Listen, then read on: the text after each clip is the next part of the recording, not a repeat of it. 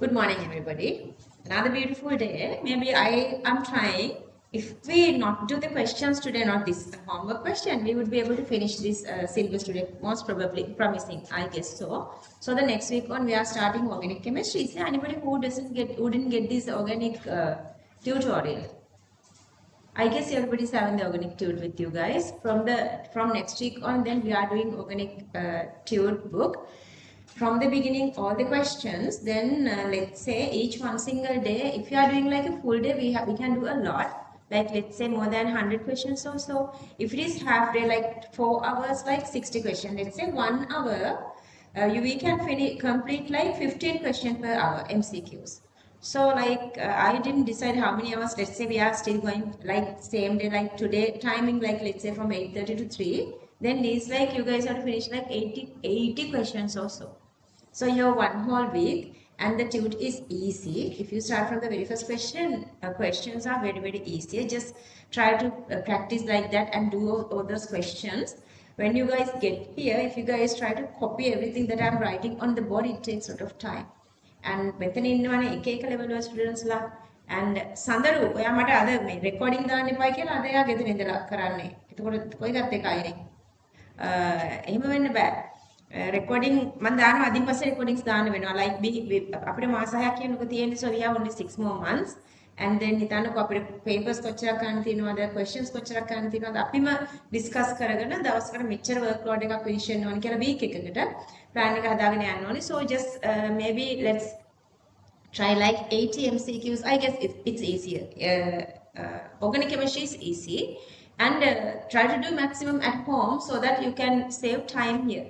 Otherwise, I'm just waiting here. You guys are just copying everything from the board. Don't do that. And like 95% of students in this class doing really well, and it's very unfair to them. Like couple of people are writing, then couple of others are waiting. So it's very unfair for the waiting people. So maximum try to do everything at home. Okay, for organic chemistry. So we are starting equilibrium. Maybe the last day today. So this little question. Do you guys want explanation here? So they are asking this little part. So this we have this connection between molar fraction and pressures whatsoever. Anyway, whatever you are going on, when you do, there are a lot of questions in your tude book. When you go on with couple of questions, then you would understand you're going to always starting from these Raoult's law and Dalton's law. Total pressure is here, so I can start from there. Total pressure equals partial pressures of these two, but then each of these partial pressure. See, the partial pressure equals to, according to Raoult's law, saturated vapor pressure into mole fraction. Saturated vapor pressure into mole fraction. So that instead of this PA and PB, I'm writing these two. And then in this one, I have XA, here XB. To remove that, XB equals 1 minus XA. And then multiply each with this. And then the next step is get this P naught B here, and then out of these two separate XA, subject XA. You can get the answer easily. Let's copy this down.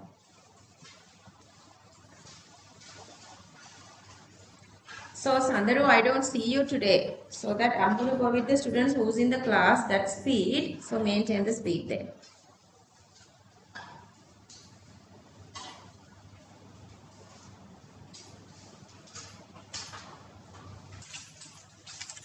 This question, they have given another question like this. That is this. From this step, you can directly go like if you subject XA here, then you are just going directly here.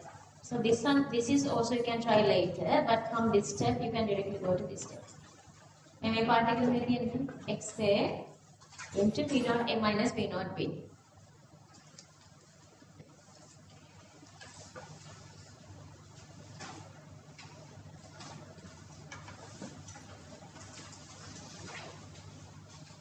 Are you guys understanding with these two? Composition, pressure, phase diagram. Composition, temperature, phase diagram are continuously like something they are based to questions. There are a lot of questions coming from that. Anyway, so last week we did this little part, simple distillation. Let's say we have more than one volatile component So when we are heating the system, both, let's say we have two volatile components A and B, both A and B are evaporating. So then A and B both are evaporating, but let's say we fix the thermometer which is less volatile, sorry, more volatile, that is A, let's say A is more volatile, to the temperature of A. Here we can separate A easily, but still since you guys know A and B both are going up, part of B also going here. Then in this mixture, darling, listen, today we are discussing fractional distillation. This is simple distillation we did. Okay, then we have more A and less B here. More A and less B here. What do we do? Then we get this little mixture and then we add again this into distillation flask, and when we boil this again, A is more volatile, more and more A going here, but still little B is going here. So what we do is until we make sure B is not there, only A is going there, because little by little when you are evaporating, when more A is in the distillation flask, more A is going here. Still the little B is going here. But there's a point that only A is going here, B is staying here. At that level we can separate as a distillate. So how many times you can do this simple distillation again? Let's say that 3 times, 4 times, 5 times. Time, costly, so it's really complicated. So what they done was, they were making this kind of a little trick. So that using one single system and using one single time distillation, they separate both A and B. Let's say, I'm going to go one single color with two different symbols. Let's say this is A, okay, we have A here. And also we have B here, B also here. So when we evaporate, let's say A is more volatile than B. So A and B both are vaporizing. So they both are going to the vapor phase then. Couple of A, let's say A is this, A is more volatile than B. And little B is also going. So A and also process B. Okay, couple of B are here. So when they are going up, so we are heating from this side. We are heating the mixture from here down here bottom. So that when it is evaporating, the temperature going from bottom to top, temperature is decreasing.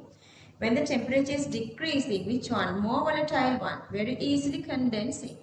So the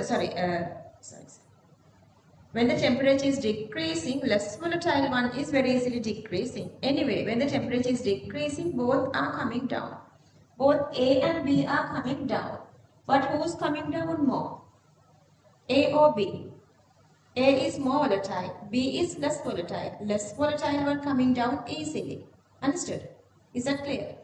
So the B comes down more, A comes down less. But when you're evaporating, A goes more to vapor phase than B. When you're evaporating, A goes more. Okay, so let's say that is this first layer. At the first layer, this is the first layer. At the first layer, they both are coming down. Temperature is now less. But still we are continuously heating. When we heat this, part of A is evaporating and part of B also. Let's go with another color.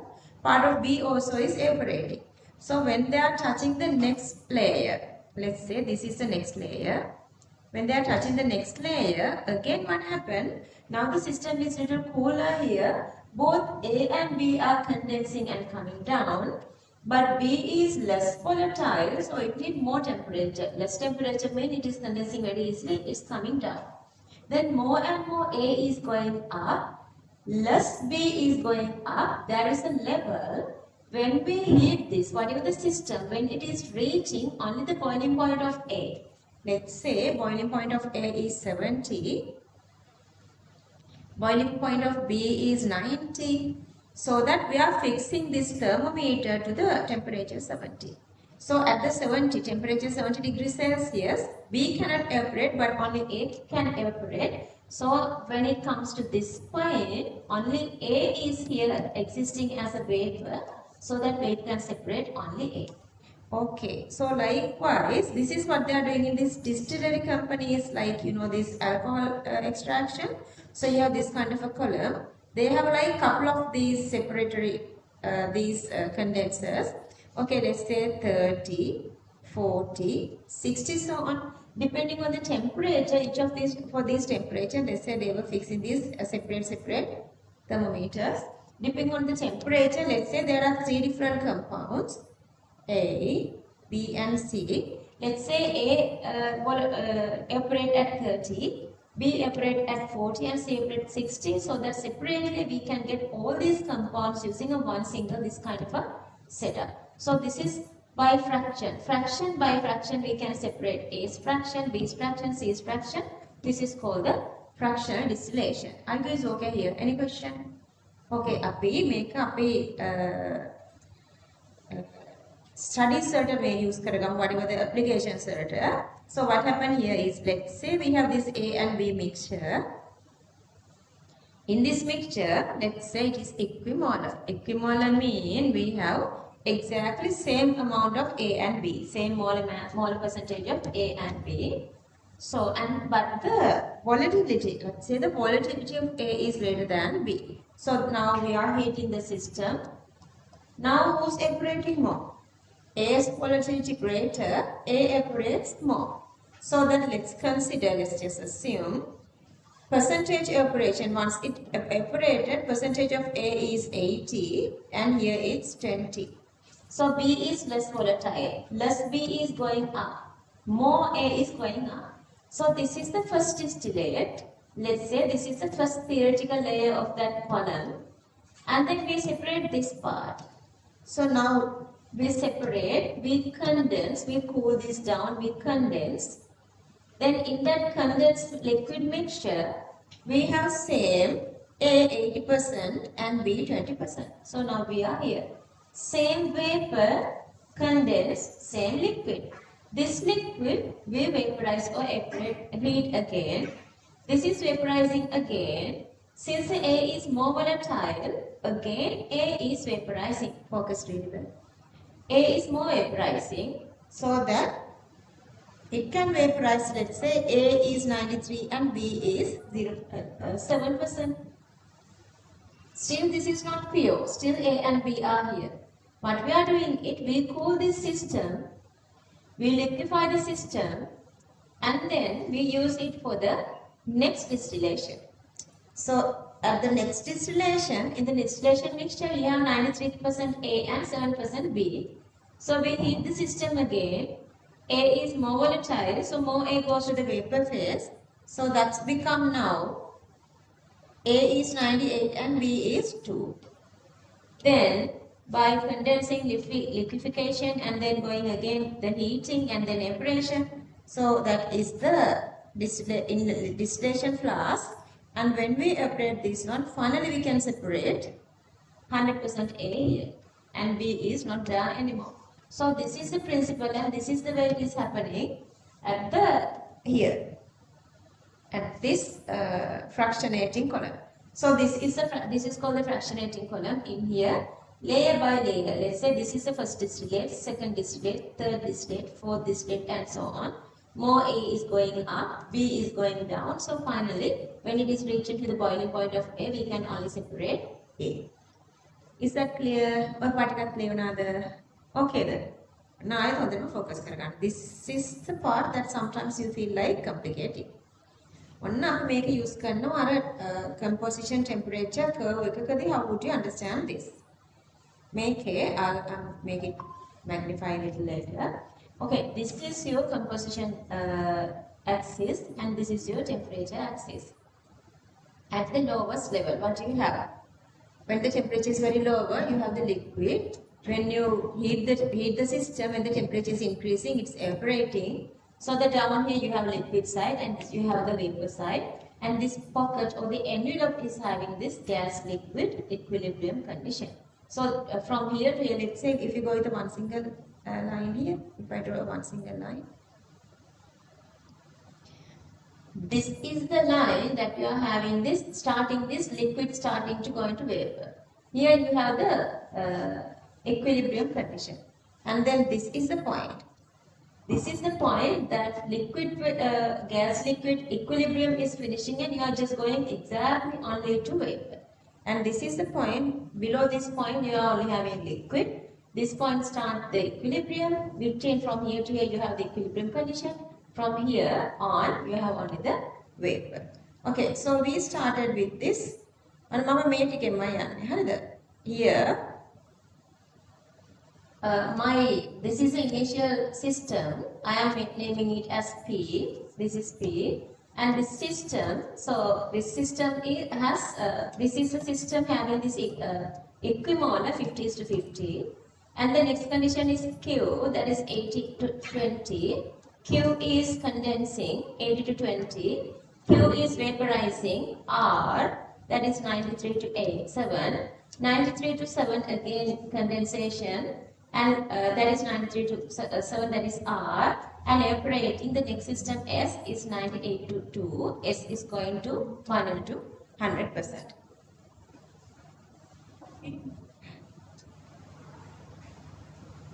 Okay, no more disturbances, okay?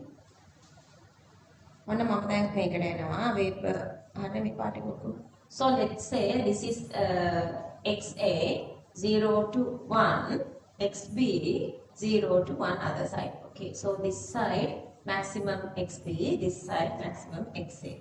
So that this side you have, this point is T0 B, maximum B, and this side maximum A, T0 A. And here, which one is more volatile? T0 B, T0 A. Which one is more volatile? A is more volatile. Very low temperature you need to evaporate A. That's why its boiling point is very, very low.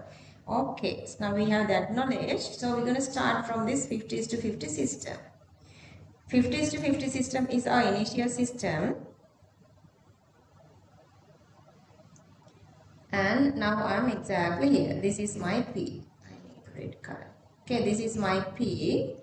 At P, you have only liquid. In the system, you have only liquid. So this is my first level. I'm going to make it as L1.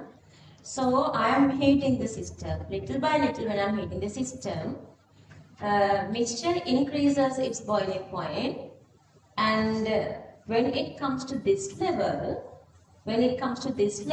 now the liquid, up to here you have the liquid, now liquid starts to boil. Temperature increasing at this level, point, this is number 2. This is starting to boil, mean this is the boiling point of the mixture. This is the boiling point. Okay, so this is the boiling point. Okay, so when you have the equimolar 50:50 mixture, its boiling point is T1. But we don't worry about that. What we do is we just continuously boil this one. Then when this system is reaching here, if I use another color, from here to here, this part, when it is reaching this level, the vapor level, from here to here again you have only the vapor. So then if you separate the vapor, this is the composition of the vapor phase. This is the composition of the vapor phase, this one. Then what do? Then we started from 50:50 and it's starting to boil and we separate its vapor. Now when we condense, we can go to the second mixture, that is the Q. In Q, we had A to B composition 80:20. Then we are coming down here, then this is Q and its composition is 80:20. Then make a whole very good. Baba, we are doing very complicated part and we started like, I guess Kavit can do this. Kavit, for now you are okay. Up to now. Okay, so now we are at Q here. Again, we are boiling this mixture. When we boil it, see, now you guys know more A is there, less B is there. Now you need less temperature. If you want to find the temperature, the boiling temperature, so this is the boiling point. T2 is the boiling point. Okay, I'll forget that. What I need is to get collect this vapor. So I'm going to the other direction. Again, when it is cutting to the vapor curve, This is the maximum vapor. From here to here you have the vapor. So collect the vapor, come down, cooling down. When you're cooling down, system reaches this R composition 93 is to 7. 93 is to 7. Now we are here. At this point, I still don't want this one because 93 is not enough. Then I'm heating the system again. This system I'm heating again. Then what happens? When I'm heating the system again, when it is reaching the liquid curve, and that is here, that is the boiling point of T3 is the boiling point of this mixture. It starts to boil, and if we extend this to the other side, the vapor side, then we find again the vapor here, only the vapor here. I'm condensing, I'm cooling down, going down in cooling, and you are going down here, 92 is to 2. Then continuously when you are doing that, continuously heating, cooling, heating, cooling, heating, cooling. At the end of the day, you can separate POA, which is become its boiling point as T0 A. Leonardo maker. Leonardo. Okay. Maker. Itu kan itu kandari. Ani ni maker kan ini. මේ තෙවනි දැන් එන්නේ. මොන බලනකො දැන් කොහොමද මේගොල්ලෝ පුතාට තේරිච්ච විදිහට. I want you to explain this from the beginning. Starting from here. Not starting from here. Okay, whoever joined now, just concentrate really well. We did a really complicated part, and it's more convincing when you are doing questions, but I want you guys to go through this again from the beginning. So here we are at the simple distillation.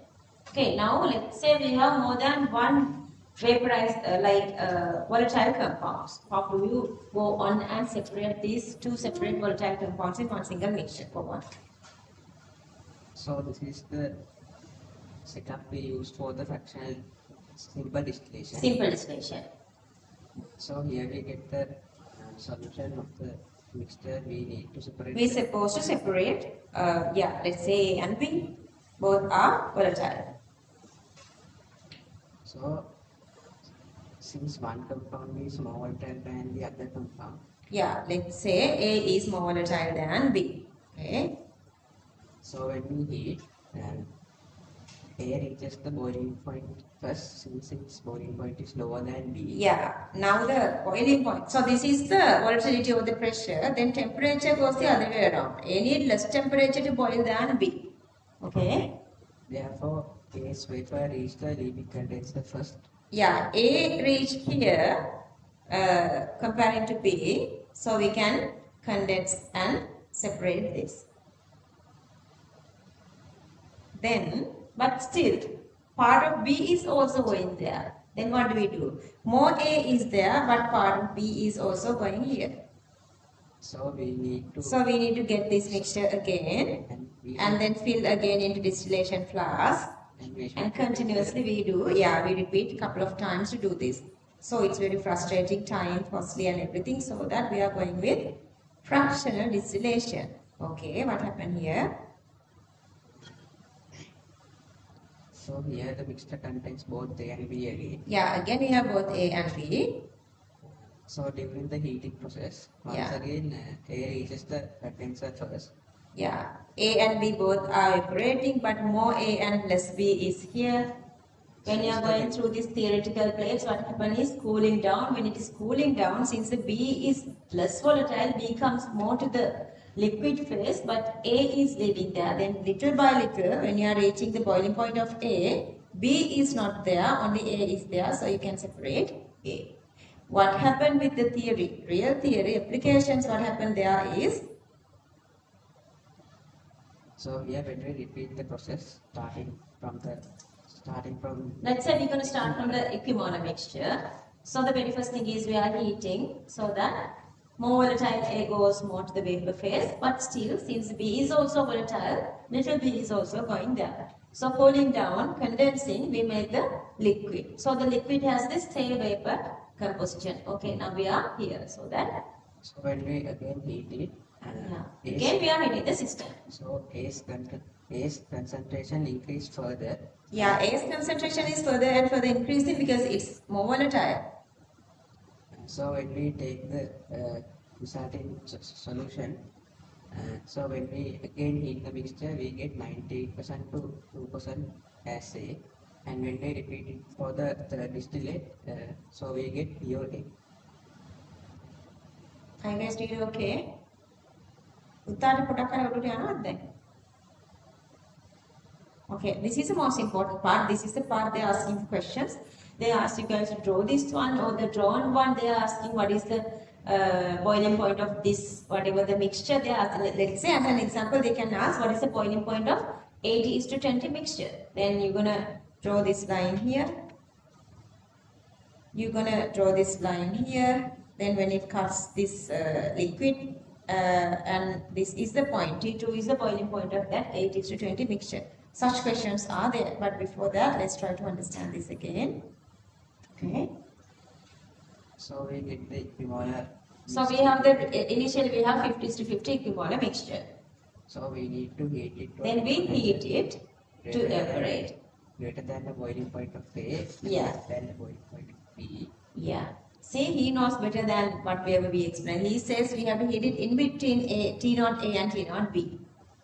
So we get to the boiling point of A first. Yeah, when it is reaching this point, it simply means this liquid curve, we are reaching the boiling point of the mixture. At that level, if we separate the vapor, that vapor has what? So when we separate the vapor, first it reaches the gas liquid equilibrium. Yeah. So gas liquid equilibrium, and then when it cuts the vapor curve, we get the vapor of A. Vapor of A. And then so we again cool it down. Cool it down for temperature T. Can get the then get V1. Yeah. And then again heat it to T2. Yeah, the vapor here V1, but when we, vapor here V1, when we pull it down, it is coming to L2. That L2 means the liquid. If we heat up, then its boiling point become T2. Okay, good. So again it comes to an equilibrium of AM. Yeah, so again the equilibrium level, and then when it's touching the vapor curve, we get the vapor, that is V2. Then when we liquefy, we have L3. So when we cool down it again, Yeah. get it for temperature T3. T3 less than. Yeah, this is the boiling point of L3. Okay. So again, after getting to the equilibrium, Continuously when you do that, you can separate PO A from this side. PO B is existing in the flask. Thank you, Baba. Everybody, questions? No question? Okay, let's write the note.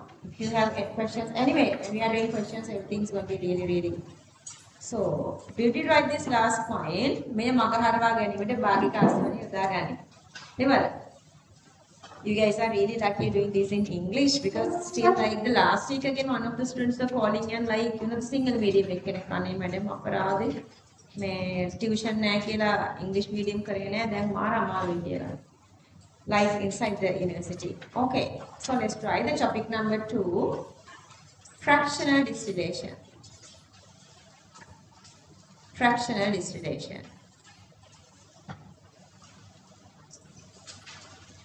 This method is applicable.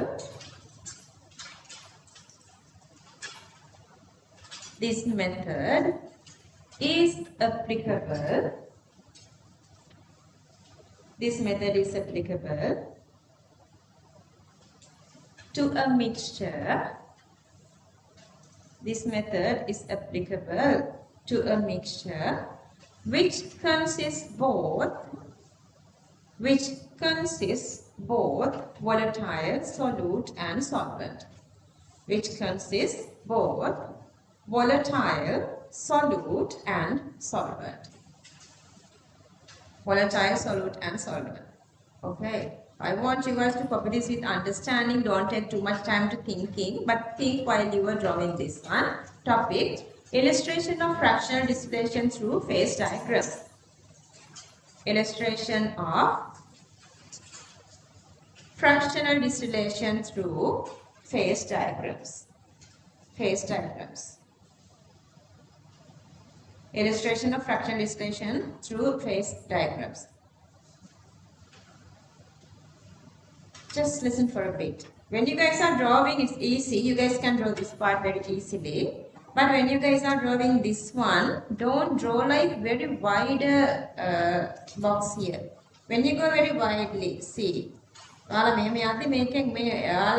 Steps but if you go with a deeper one, see. Inside this one, you can go a couple of steps here. So make it little narrower when you are doing this second diagram. But you can start from here. Okay, first let's copy this first part.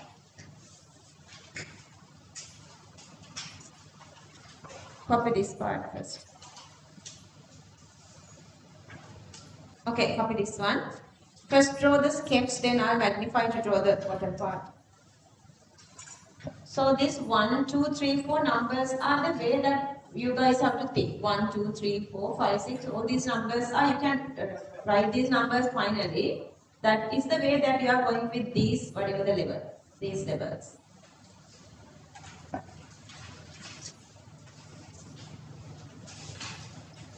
Make it a little larger, taller but larger, okay? Otherwise, the middle part become very, very smaller and like, the complicated.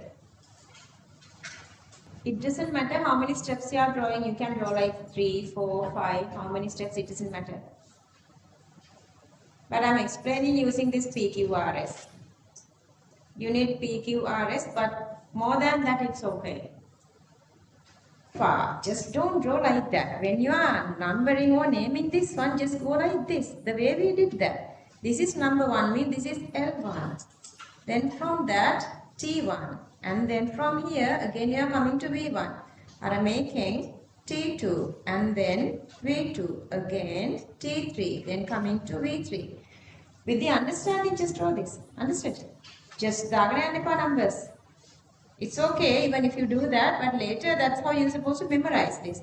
Now since you guys are naming this one, I will number this, highlight numbers. And then from 6, 7 here. From 7 going back to 8. Then going back to 9. Heating up to 10. Then that's temperature, boiling temperature, 11. Then to 12 and then to 13, so on. Just think that way, otherwise answering questions gonna be challenging.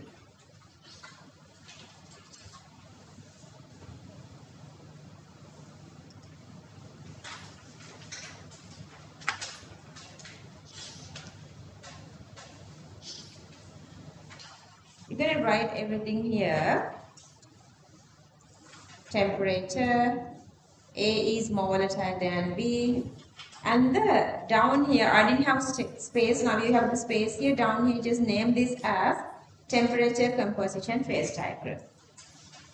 Just write here, temperature composition phase diagram. Temperature composition phase diagram.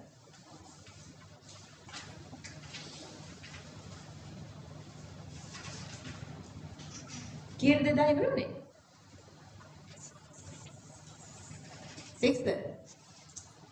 අපිට 8 විතර වෙයි කියලා මම ඉතින් වැඩියක් දැන්න කියලා.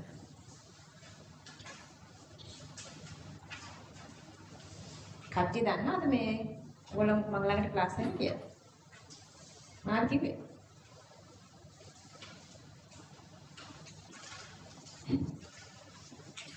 මම මේක copy this.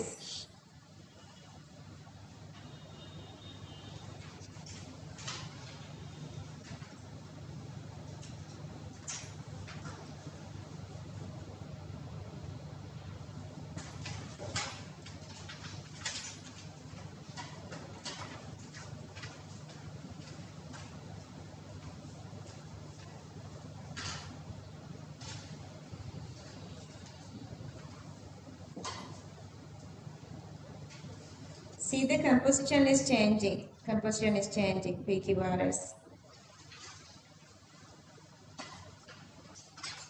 Temperature gradually decreasing. Temperature gradually decreasing, going up the column. Going up the column. Temperature gradually decreasing, going up the column.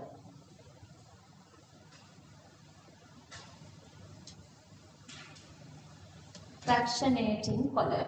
Fractionating column. Fractionating column. Anti-bumping granules. Anti-bumping granules.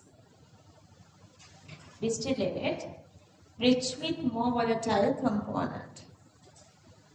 Rich with more volatile component. Others, I guess you guys can read. Rich with more volatile component. Using another color pen, just let's write this one. This can be used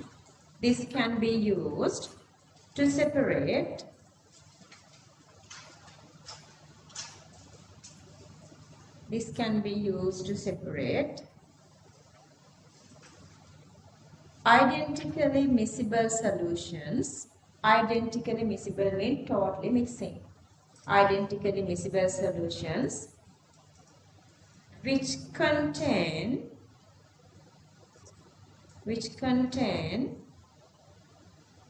two or more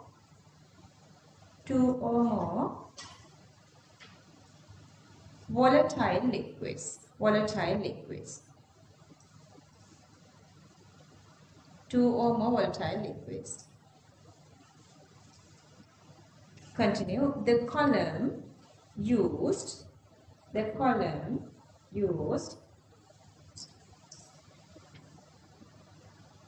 is called fractionating column. The column used is called fractionating column. Fractionating column. Okay, let's try the normal note. What is happening here? Normal points. Consider solution P. Normal points. Consider solution P which consists 50:50, 50:50. A is to be composition, which are identically miscible,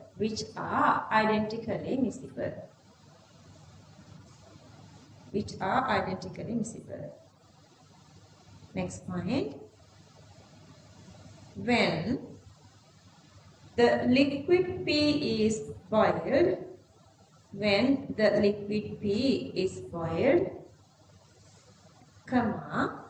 certain amount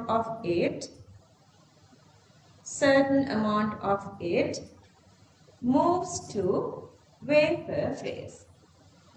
Certain amount of it moves to vapor phase.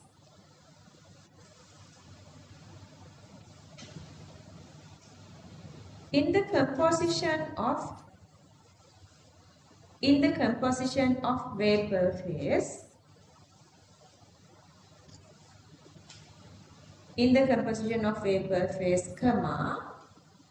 molar fraction of A is high. Molar fraction of A is high because it is the more volatile substance.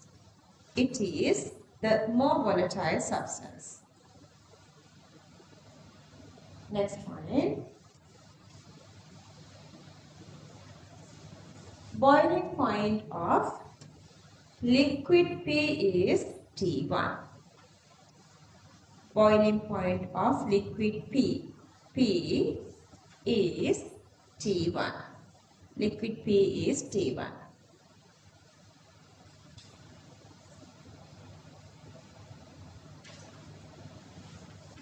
Next point.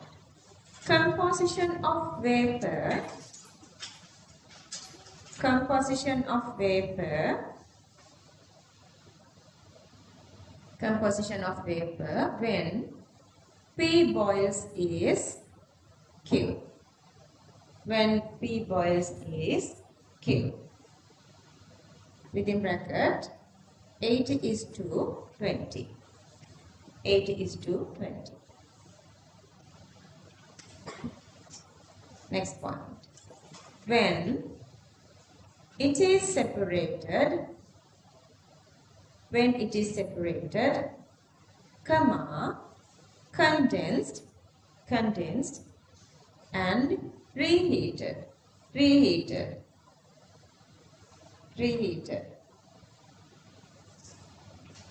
comma, boiling point of Q is less than T1.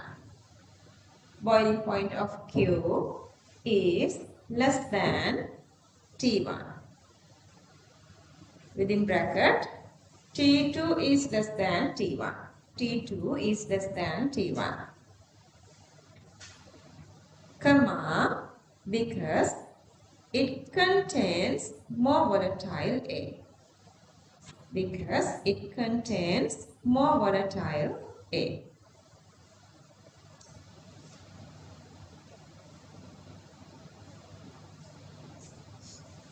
Next point. The composition of vapor of liquid Q is R. The composition of vapor of liquid Q is R, comma, which boils at T3. Which boils at T3. Within bracket, 93 is to 7. 93 is to 7. Next point. If it is separated, comma, condensed, and reheated,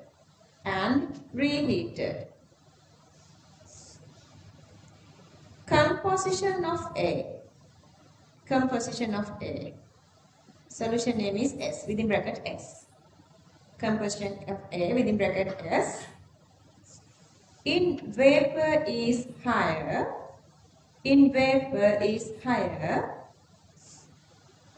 than that of R. Next composition is R. Continue. If we continue heating and condensation for several times,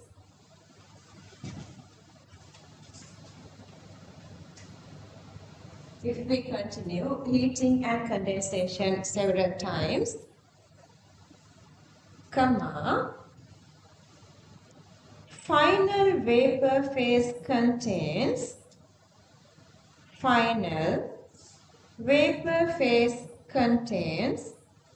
POA.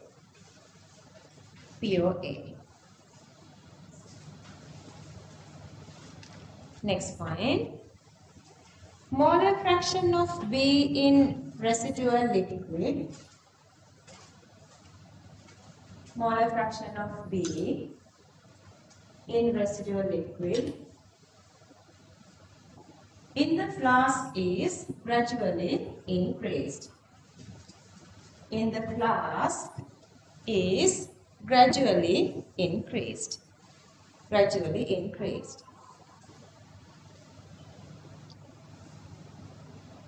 Therefore, boiling point, next point. Therefore, boiling point even increases.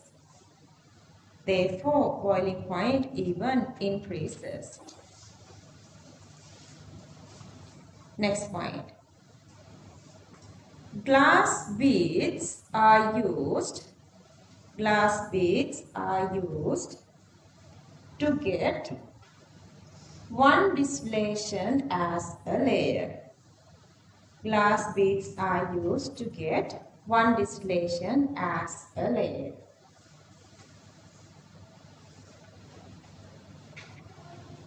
Next point. Since glass is inert,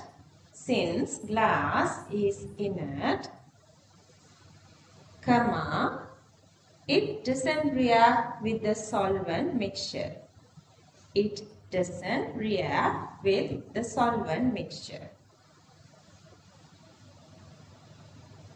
Next point. Instead of glass beads, comma, silica or sand can be used. Silica or sand can be used.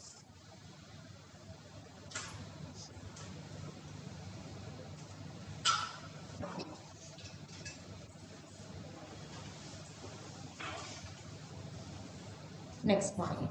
When the length of fractionating column is high, when the length of fractionating column is high, separation is more efficient. Separation is more efficient. Separation is more efficient.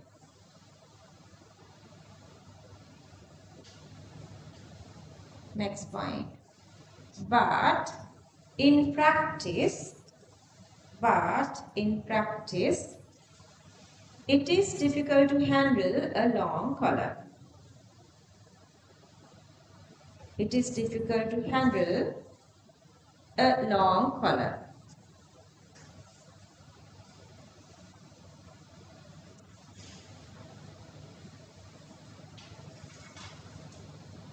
Next point. Therefore, instead of length,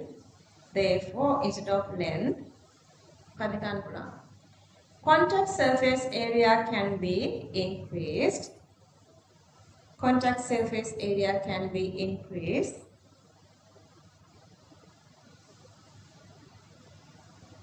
Contact surface area can be increased, comma, by means of small unreactive substance.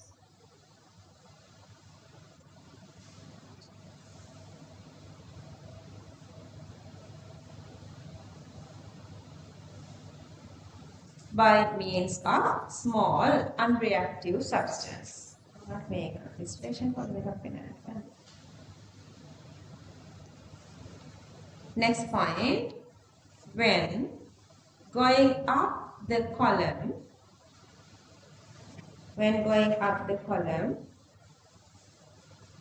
comma, temperature decreases. Temperature decreases.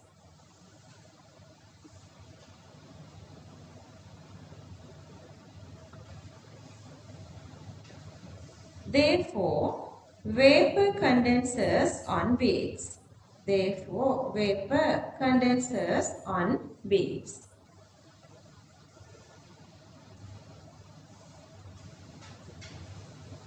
When heat is up,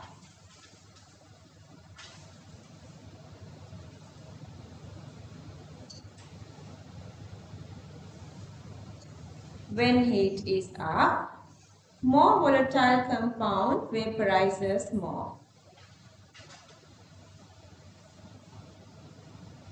More volatile compound vaporizes more.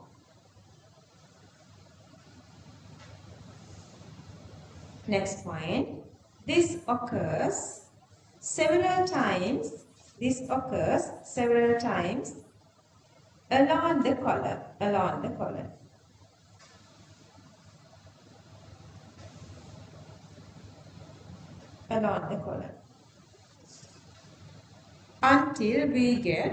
Until we get more pure substance.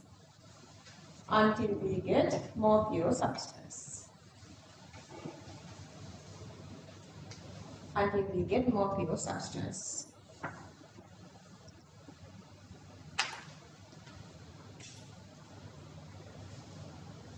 Until we get more pure substance. I would show you in a bit this one of these columns. In distillery companies, you guys know that we get these pure alcohols. Like they are using these kind of huge columns. Like the column height is like it is going like 6 meters to 60 meters or something. It is those are very longer columns. But still, when the columns are really taller, it's unstable, so that they are increasing the surface area of beads. Let's see how the composition are playing here. Let's write the topic. Composition of distillate in fractional distillation.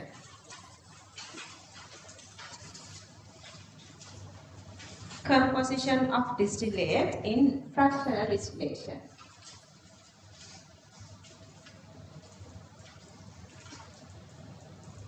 I'm going to go with two subtopics. Those two are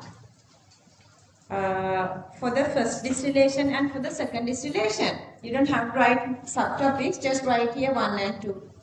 Just mention here 1 and 2, then you know this is the one. Second one is for the second distillation. Okay, how do you find this exact composition? So I'm going to go with the first distillation. Okay, let's say we are first time doing a simple distillation, not the fractional. Then what happened? Let's say we have A and B, and let's consider A is more volatile. A is more volatile than B. Anyway, both are evaporating. So A and B both goes to the vapor phase. Go to the vapor phase XA. Molar fraction of A of liquid phase XB. Molar fraction of B of liquid phase YA. Molar fraction of A of vapor phase YB. Molar fraction of B of vapor phase. And total pressure. So the total pressure always apply only for vapor phase. This total pressure equals to PA and PB. PA and PB are partial pressures of vapor phase. And since A is more volatile, more A goes to the vapor phase. So that we can say in the vapor phase, YA is greater than YB. A is more volatile, more A is in the vapor phase. And if you compare these two, A is more going to the vapor phase, but at the end of the day, once you vaporize this, less A is remaining in liquid phase, so that we can say here again, YA is also greater than XA. Understood? Clear? Mummy wanted to MCQ word answers. Memorize this way, okay? Anyway, if you come to this little derivative, according to Raoult's law, we can write this PA and PB as PA, P naught A, liquid phase, XA, PB equals P naught B, liquid phase molar fraction, XB. We can come to that. But then Dalton's law, gas phase, again, we go with A and B.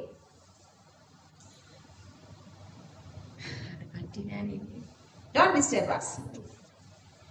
So this PA goes to vapor phase. So PA equals PT into YA.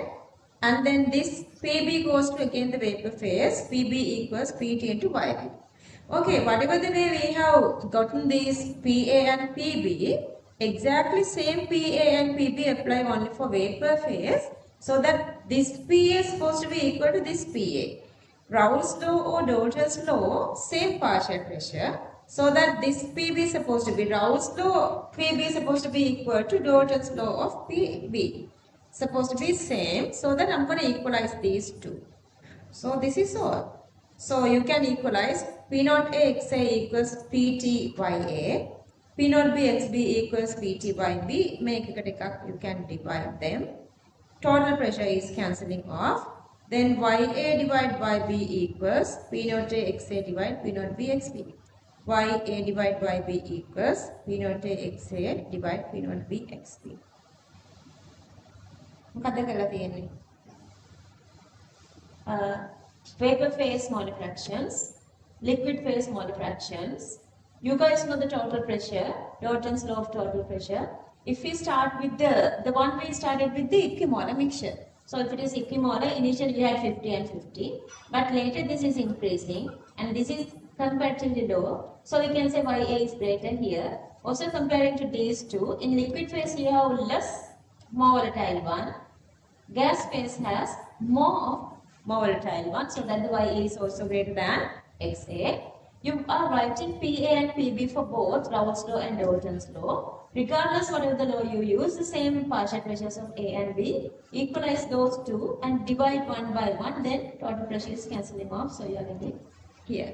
Clear this? Okay. So let's try the topic. Number 1. For the first distillation. for the first distillation. For the first distillation.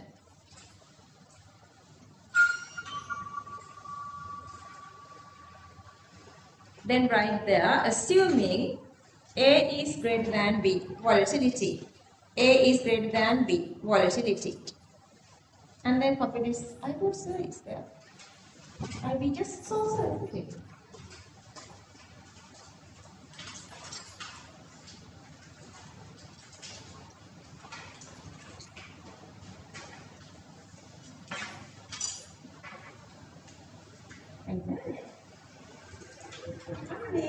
Sorry, man, he asked if we get here.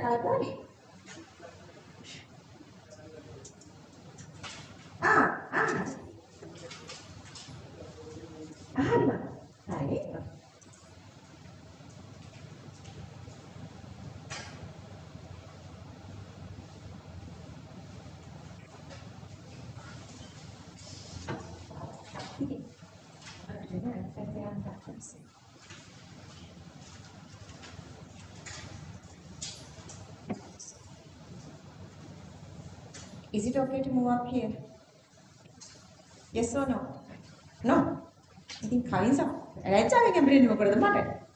Now is it okay to move up here? Baba? Because I need to find out this one.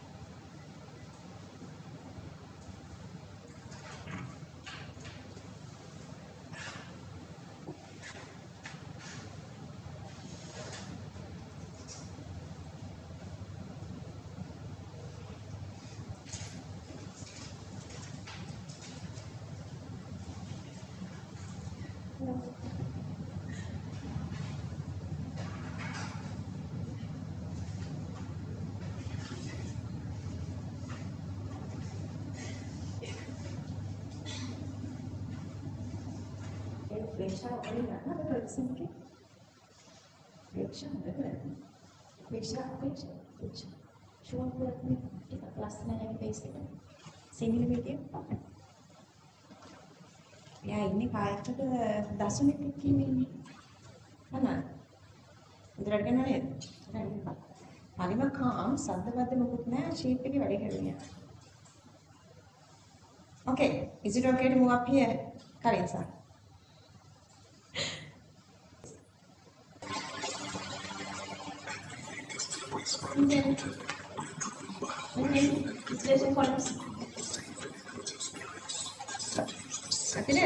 I just want to show you guys that. Ya, pengen udah kan ini kan commercial kan mereka kan kan bona oh ini Sri Lanka. Yeah. This is what I want to show you guys. This is Sri Lanka. Hold on.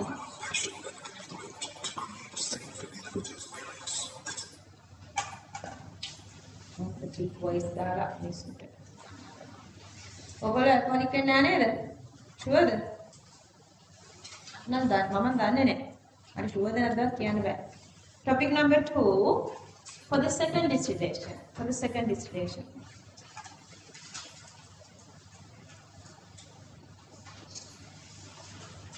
ඒක නිසා බොන්න එපා. Okay, let's write the point.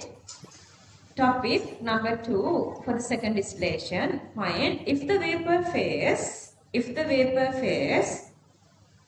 from first distillation is separated. If the vapor phase from first distillation is separated, comma, composition of the liquid is same as composition of the liquid is same as composition of the liquid is same as composition of vapor. Composition of vapor. Within bracket, YA and YB. YA and YB. Okay. Simply, okay. Once you evaporate this liquid here, it vaporizes to give this YA and YB. So this is the vapor phase composition. So we condense this YA and YB so that in your second distillate, composition of the liquid become YA and YB, and then A vaporizes more. So let's say the new molar fraction of vapor phase YA prime, new molar fraction of vapor phase of B is YB prime. A is more volatile, so that YA prime is greater than YB prime here. And also A is more volatile, so more A can be seen in the vapor phase, so that YA prime is also greater than YA. Because we started from the equimolar mixture, this is happening. Again, exactly same thing. I am PA, P naught A, YA, PB, P naught B, YB. But remember, Raoul, YA and YB are for liquid phase now. Vapor phase, we have taken these two symbols as YA prime and YB prime. So that is for Daughter's law. PA equals PT into YA prime, PB equals PT into YB prime. Same way, exactly same PA here, same PB here. So I'm going to equalize those two and then I divide.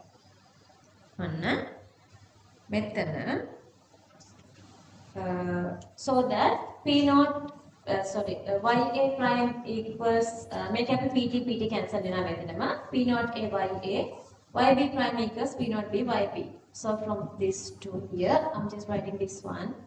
Then I'm just separating P naught A and P naught B here into YA and YB. This YA and YB. This YA and YB we have derived here. This YA and YB equals P naught A XA divide P naught B XB. P naught A XA divide P naught B XB. So that here, instead of this YA and YB, I'm just writing. So the same YA and YB. Instead of YA and YB, I'm writing P naught A XA divide P naught B XB. At the same time, this one I'm just writing here. This part I'm just writing here. See, same P naught A Y. Instead of YA and YB, this part. See, same YA and YB. I'm just writing P naught A XA divide P naught B XB. So, if I multiply these two parts together, I have 2 P naught A, that is P naught A squared, and I have 2 P naught B here, so that is P naught B squared. So, I'm going to separate this part, and I'm just writing the square value here, and then the separately XA and XB. I'm just writing this XA and XB here. XA and XB, I'm just writing here. So, this is become, so that this is the molar fraction ratio of vapor phase, molar fraction ratio of vapor phase. How many times we do that? That many times we can go on. Let's say we have done 3 times here. This is become 3 distillations. If we done 5 times distillations, this has become 5th power. So for the n distillation, this is become n and n here. Clear that? So we can get always the fraction between A and B by this method. Clear, everybody? Okay, let's copy this. Start from here.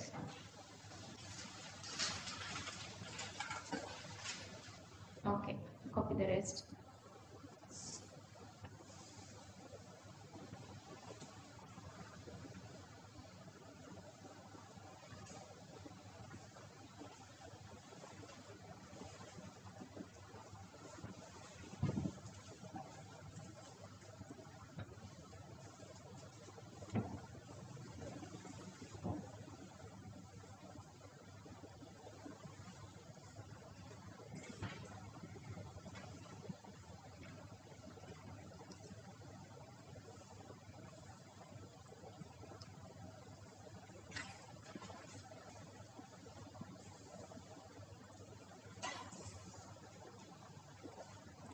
Therefore, composition of vapor phase for nth distillation. Last point, by this equation,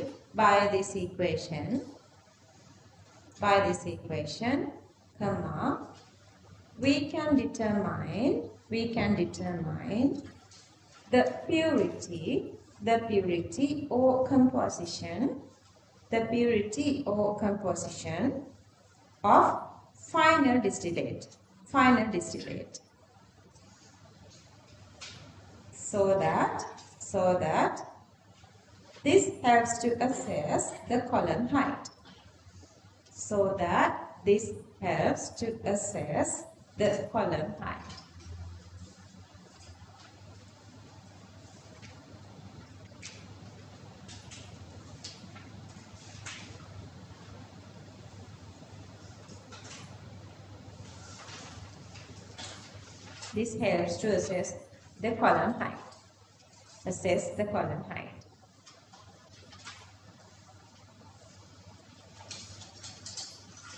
A little subtopic, let's write. Applications of fractional distillation.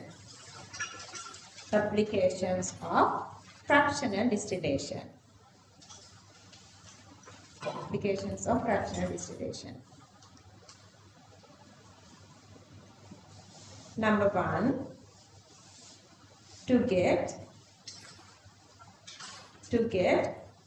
pure N2 gas, O2 gas and argon gas from liquid A.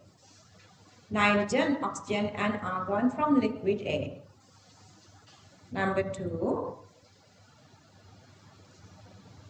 to get C2H5OH, to get ethanol from fermentation mixture. Fermentation means first you have to make the C2H5OH, ethanol from, let's say, from coconut starch, and then you are separating. Number 3, in crude oil refinery.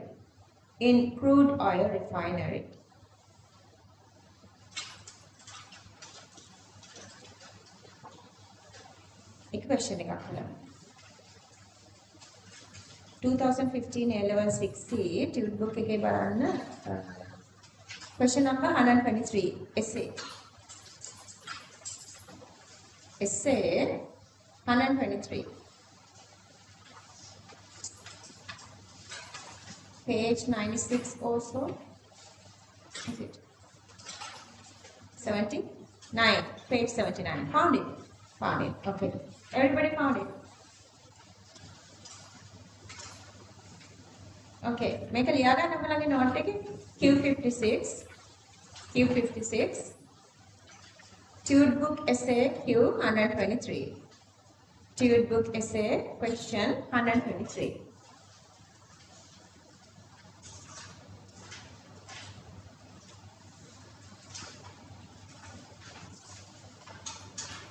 Benzene and toluene mix completely with each other to form a binary mixture.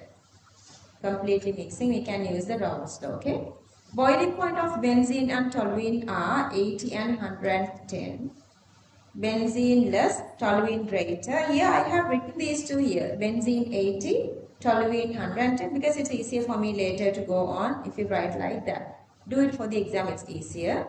The very first part they are asking, draw an appropriate temperature composition phase diagram for above system. Correct, madam? So you guys know, they are directly asking the temperature composition giving the two temperatures. And boiling point is of benzene is less. ඔක්කොමලගේ diagram එක එක වගේ වෙන්න ඕනේ නිසා ඔයාලා මෙහෙම ඇඳලා මේ සයිඩ් එකට බෙන්සීන් ගන්න මේ සයිඩ් එකට ටොලුයින් ගන්න.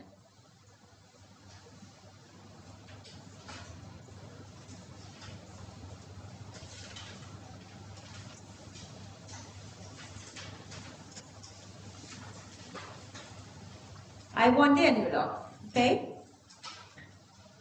What informations you guys are showing?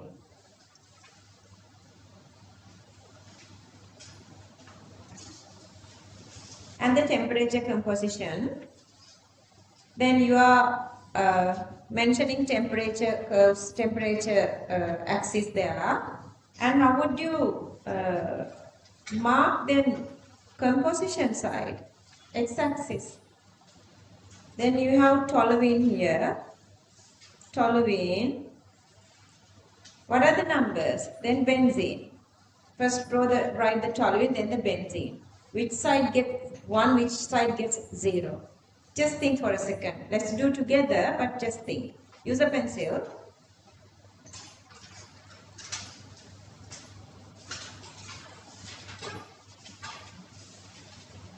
You did 2 of these, temperature composition, pressure composition. Use the temperature composition one.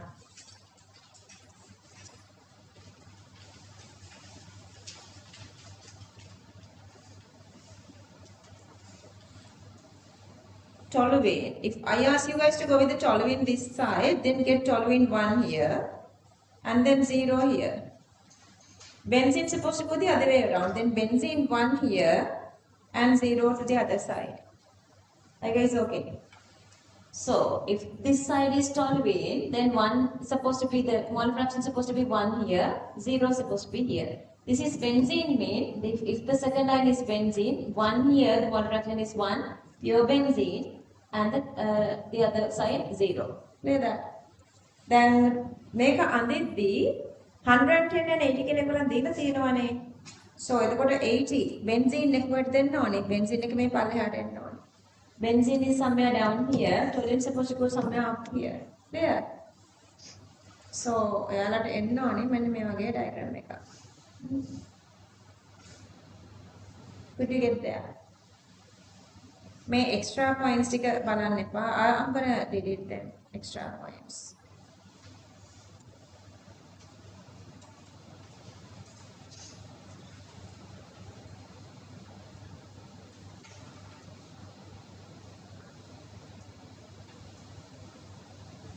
Okay, all these you have to show. All these you have to show. See how they are giving you guys marks. Okay, 1 and then 2, 3, 4, 5, 6, 7, 8, 9, 10. Okay. Yeah, they are giving marks separately for each of these. ඔයගොල්ලෝ හොඳටම දන්නවා මාර competitive. දැන් ඔයගොල්ලෝ හොඳටම දන්නවා ඇයි මම ඔයාලව මේ තරමටම ඉන්ටෙන්ස් කරලා ගෙනාවේ කියලා. So you have to mention everything, all those. ඊට පස්සේ දැන් ඔයාලා මෙතෙන්ට ඇවිල්ලා ඊට පස්සේ second part එකට තනියම try එකක් දෙන්න. Second part එක චුට්ටක් තනියම හිතන්න. Consider the distillation of a liquid mixture P and it's 30% and එක 30% කියලා කියනවනේ. ඒකේ එහාට points ටිකක් mark කරන්න කියන්නේ. ඒකේ boiling point එකයි ඒ points ටිකක් ඔයගලන්ට mark කරන්න කියලා කියනවා. Just try on your own.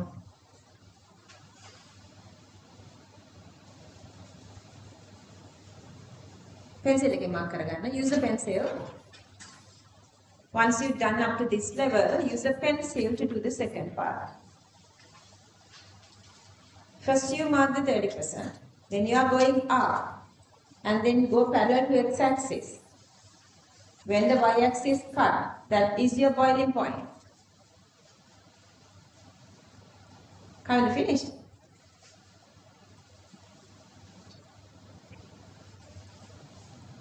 Boiling point T1 of liquid mixture P when the composition of benzene is 30%. 30% benzene when the benzene වලින් 30% වලට යන තුනට බෙදන්න. මේක ඔයගලන්ට තුනට වගේ බෙදා ගන්න පුළුවන් නේ. මෙන්න මේ ලෙවල් එක තුනකට විතර බෙදන්න. ඒතර benzene මෙතන බිඳුවනේ 0 නම් මෙතන 30 වගේ වෙන්න ඕනේ. ඒතර මෙතන 60, මෙතන 100 ඔහොමනේ. දැන් මෙන්න මේ වගේ තැනකින් බලන්න ස්ටාර්ට් කරන්න. නේද? benzene වරදුනා. අනේ හරි. benzene 30%. හරි. ඊට පස්සේ ස්ටාර්ට් එක දීලා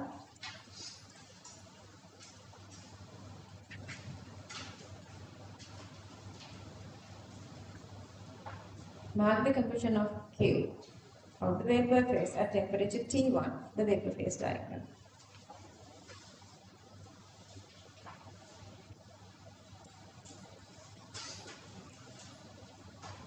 So you go up, mark the T1, then you go to the other side. When you cut this vapor curve, that is the vapor composition, then to get the composition of that, you're going to condense, then you're coming down, cooling down, that mixture is Q, and then mark it there. Finish, everybody? Could you do it? Raise your hand if you done that. Okay, see. So, you go like this. You start from here. You start from here. So, this is the 30%. Here, see, this is the 30%. Start from here, go up. And parallel to x-axis is the T1. And that is my answer one, the pink one. Here, the pink one is the answer one here.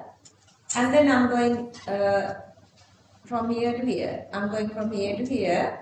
Then I'm moving this direction. When this is cut the vapor curve, when I'm coming down, that is the composition Q. And that's this one here.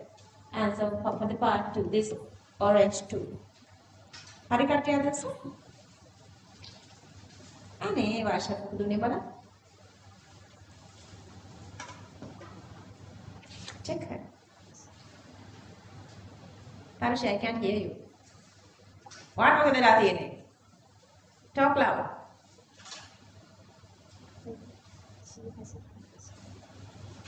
Correct. Support her. Okay, others, you guys can just go on. Next part or next part. Use the pencil. Use the pencil. Just get a little idea until she's done. Complete the diagram and then try the second part. Explain qualitatively the difference of composition between the liquid and vapor phase at temperature T1. Name the technique which is used to separate benzene from the above binary mixture based on the difference.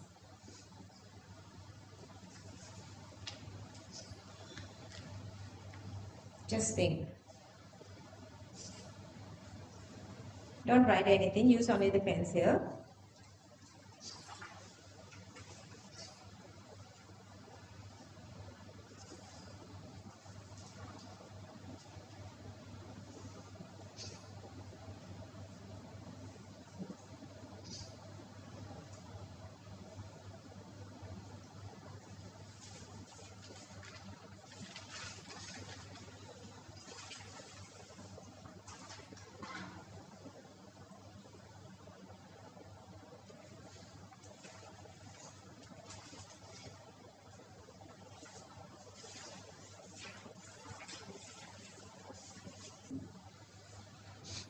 That condition we have here, because initially it's not 50:50, it is 30.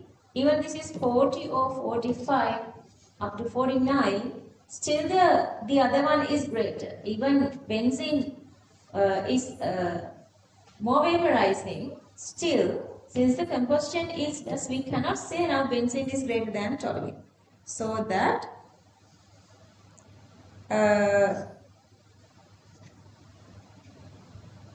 we can say initially, this is the data that we know. Initially, the data we know is the boiling point of benzene is less than toluene. Benzene boiling point is less. So the benzene is more volatile. So that by this data we can write benzene is more volatile than toluene. We can write the volatility of benzene is greater than toluene. So that the benzene goes is into vapor phase. So comparing to benzene, vapor phase of benzene in the vapor phase, benzene is greater comparing to X in the liquid phase, same benzene. So the benzene composition of the vapor phase is now higher than the same benzene composition in the liquid phase, because this is more volatile, more goes to vapor phase. But since it is not equimolar, This is not equimolar, so we cannot compare benzene with toluene. So there are two different conditions. Like when we do questions, you would understand this better. There are a lot of conditions. Some questions going with the equimolar, some questions are not equimolar. If it is equimolar, you can compare benzene with benzene, like the liquid and vapor, also benzene with toluene. Here still you can compare the benzene and benzene in the vapor and liquid, but you cannot compare benzene with toluene, one component with the other component if it is not equimolar. Understood that? ඒක මම ගන්න medical ලියන්න එපා කිව්වේ පෙන් pencil එකකින්. මේක copy කරගන්න. Are you guys understood here? Are you guys okay here? Within bracket you can just write this one. This is one part of the answer. I have given this little part for your convenience, to convince to you guys. And the last part is the method, fractional distillation. Method is fractional distillation. Just draw a little diagram and just try how you're going to draw the middle curve. If it is equimolar and the equal boiling points, how would it come? And the boiling points are equal.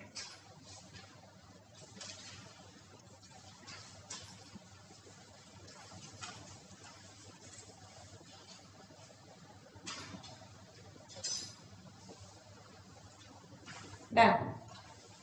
Look at the boiling points equal now, me.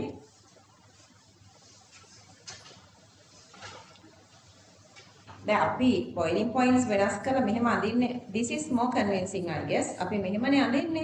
එතකොට two different boiling points නේ. If two boiling points are same, අපිට අඳින්න වෙන්නේ ඒ දෙකම එකතු කරලා.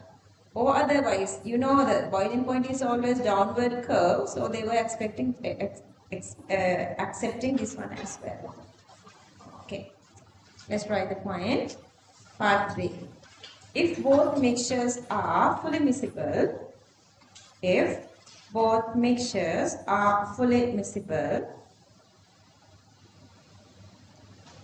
and when they have same boiling points,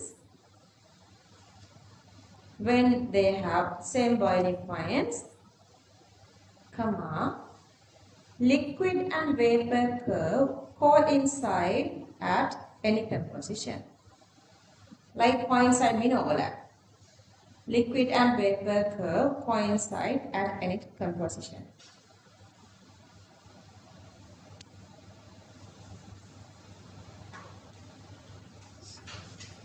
Okay, copy this. Show this. Since boiling points are same, cannot separate by fractional distillation. Not asking that, but next time they can ask such question. Since boiling points are same, cannot separate by fractional distillation.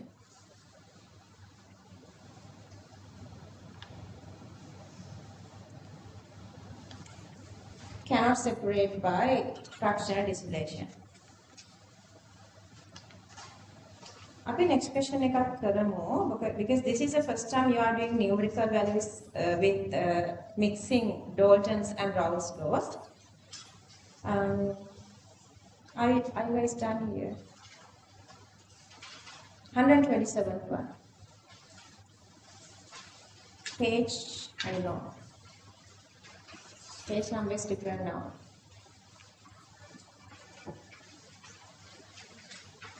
80.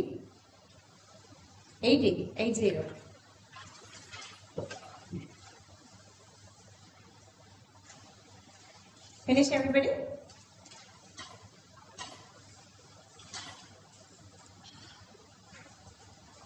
Okay, let's read the question. A mixture of liquid X and Y behaves ideally. So Raoult's law. Ideally means Raoult's law. At a constant temperature, when the liquid phase is in equilibrium with its vapor phase in a closed, rigid vessel. See, for exam questions, they are giving all those points, otherwise, contains 1.2x, 2.8y, total pressure given at the same temperature.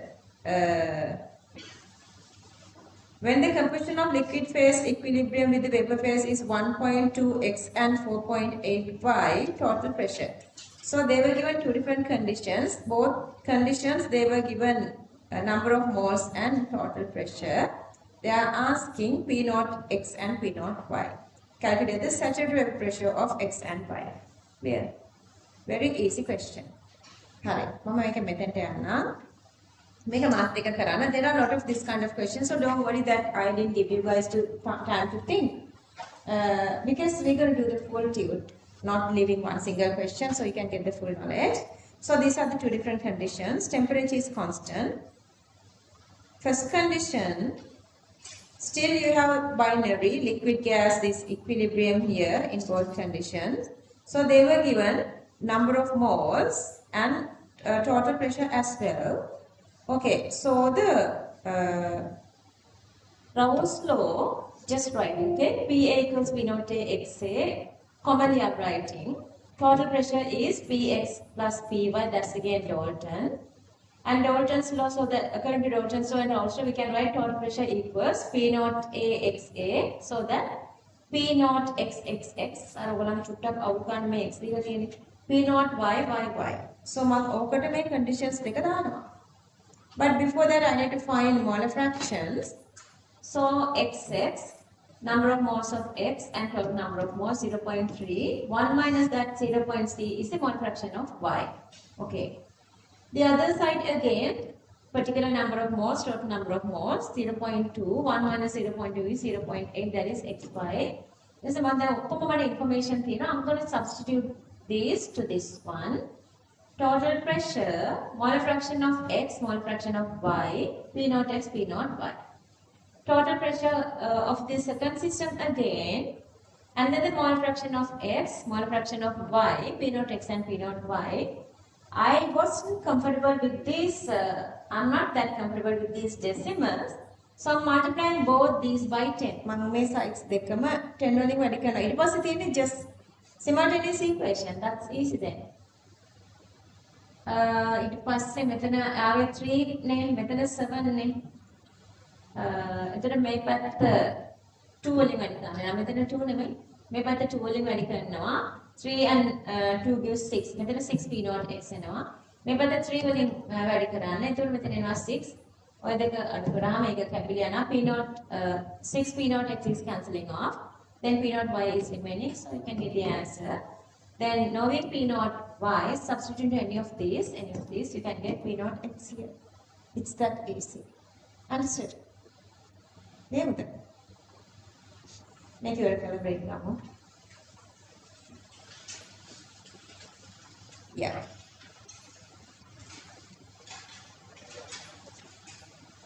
Trust me, the hardest part was this ionic equilibrium. Phase equilibrium questions are very easy. Always mixing Dalton's law and Raoult's law. This is always they are giving questions. Whoever sent this tube, it is not incorrect. It is correct. We can compare benzene or we can compare toluene either way. That's correct. It's a good question and that's correct. Instead of benzene, we can compare toluene. Okay, copy that.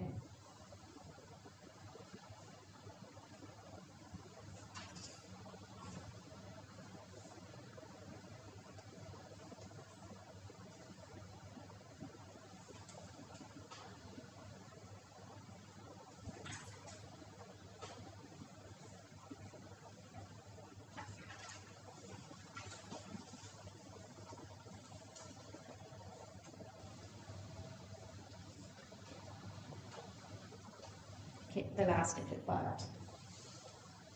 I'm going to give you guys another question as a homework question.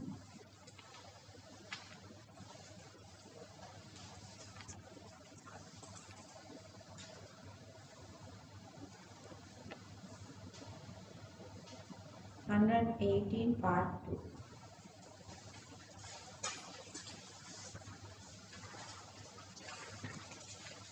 It has this diagram. 77. Page 77.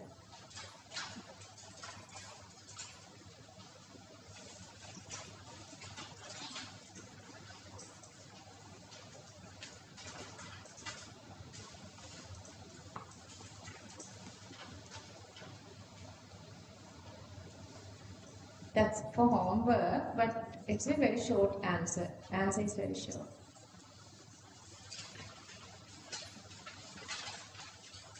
Q58, Tude Book Essay, question 118, page 77. Just write it there. Your theory note, question number 58. Sorry.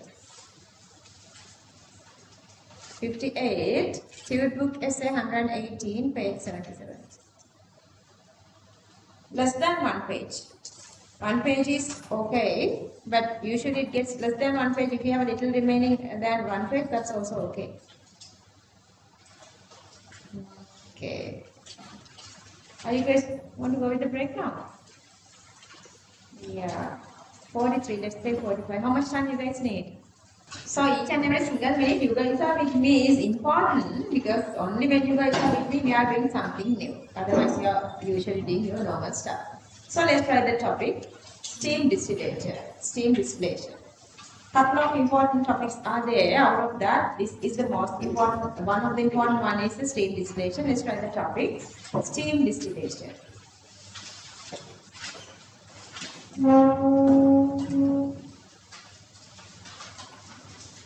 This actually is the opposite of fractional distillation.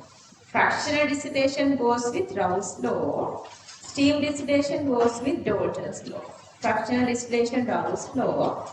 Fractional distillation is for miscible compounds. Fractional distillation is for miscible compounds. Steam distillation for immiscible, not dissolving with each other. Let's say we are separating coconut oil from water. What do you do? Okay, what happened here is, let's say, so we are boiling this mixture. So we are boiling. ඔගොල්ලන් දැකලා තියෙනවද තෙල් හිඳිනවා දැකලා තියෙනවද පොල් තෙල් ගෙවල් වල හිඳලා තියෙනවද ඔගොල්ලන් පොල් ගොඩක් දාලා වතුර දානවද ඒක නෑ පොල් ටික ඩ්‍රයි කරනවා නේද ඊට පස්සේ වතුර දානවා නේද වතුර දාලා බොයිල් කරනවා එතකොට මොකද වෙන්නේ වෝටර් ටික එවපරේට් කරලා ඔය ටික ඉතුරු වෙනවා නේ මොනවම හදලා තමයි මතක චුටි කාර්යයක් ආච්චි අපගෙන මේක තියෙනවා anyway so what happened here is let's say we're going to extract we have some sort of a let's say we're going to go with the clove oil අපිට මොකද කරන්නේ clove leaves තියෙනවා නැත්නම් clove අර buds තියෙනවා ඒව අරගෙන crush කරලා waterත් එක්ක you are mixing that and then you boil it what happened here is both water and clove oil are evaporating both are miscible both are evaporating so both are going here but the thing is whatever the extracted one is insoluble in water so with the separated one we can separate that so you have two different stuff here. And then the chemistry applicable part is what happened here. Let's say we have that A is anything like let's say Na essential oil plus water. That both are insoluble with each other, immiscible. So they both are evaporating independent of each other. So that A is evaporating to its maximum. So it is showing its saturated vapor pressure. Let's say water is evaporating to its maximum when it is all by itself, they are isolated, so it gives its saturated vapor pressure. Even they are together here.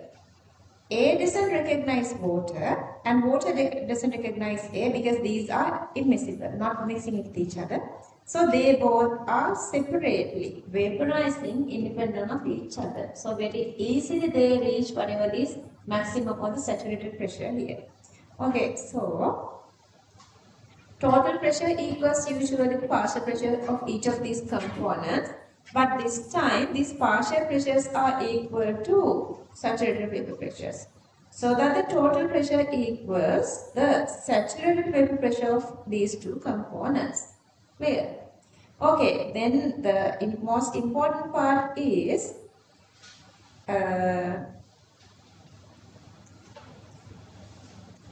so that you guys can write total pressure Pt equals P naught A plus P naught H2O. Again that problem class. Okay. So the P naught A plus P naught H2O and then each of these if you get separately If you go with the total pressure, so that P naught A is less than total pressure, P naught H2O is less than total pressure. Let's say this is 10, this is 3 and 7. So let's say this is P naught A3, this is 7 and this is 10. So 10 is greater than 3, 10 is greater than 7, so that each of these saturated vapor pressures are now less than the total pressure. So if you go with the opposite of that, if this total pressure is greater, then what happened to the boiling temperatures of the mixture and boiling temperature of A? If vapor pressure is greater, boiling temperature is supposed to be less here comparing to boiling point of A. Clear that? Same way, boiling point of the mixture is less than boiling point of water. So that we can show it like this. T mix is less than T naught water. T mix is less than T naught A. Whatever this, the other compound, even if it's coconut oil, clove oil, cinnamon oil, whatsoever, those are having very high boiling points like 200, 300 degrees Celsius greater. But then what is the boiling point of water? That's 100 නේ. එතකොට මේක boil වෙන temperature මොකක්ද වෙන්නේ? That is even less than 100. Clear? So that is the best benefit. So we boil the mixture less than 100 degrees Celsius so that we can save all these properties which can dissociate with temperature, like let's say the thermal decomposing, whatsoever is avoiding, because we are now heating the mixture to less temperature, and also its fuel economy is also greater. So that is the reason we are doing this steam distillation. Clear that? Okay, so always we mix whatever the compound to a temperature less than 100 degrees Celsius. Where to clear this? See, if you go with this one, P total is PA plus CB. This is the total pressure. So, if you go with these two separately, these two are always like separately greater. Boiling point of A is greater, boiling point of B is greater, but the boiling point, if you get together, that always is less than boiling point of A and B separately, because to get this boiling point, only A has to give its full vapor, B has to give its full vapor, but here vapor coming from both these together, so the boiling point is always less. Okay, let's write topic steam distillation. This is applicable only for components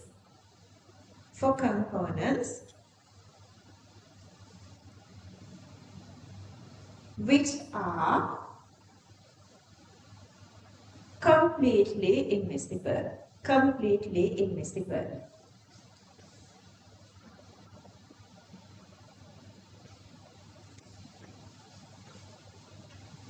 One component is water, and the other one is a less volatile compound, and the other one is a less volatile compound which is miscible with water.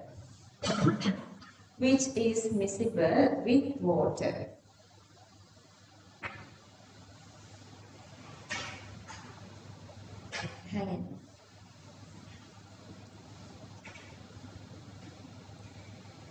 One component is water, the other one is a less volatile compound which is immiscible with water.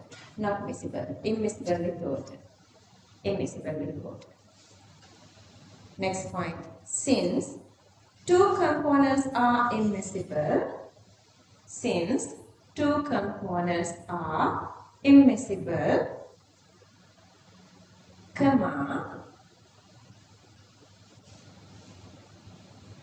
they do not possess intermolecular attractions between them. They do not possess intermolecular attractions between them. Intermolecular attractions between them. Therefore, next point. Therefore, they operate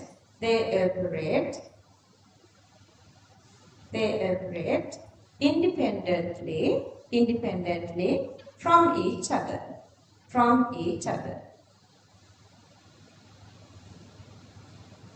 Next point. Therefore, total pressure of the vapor phase.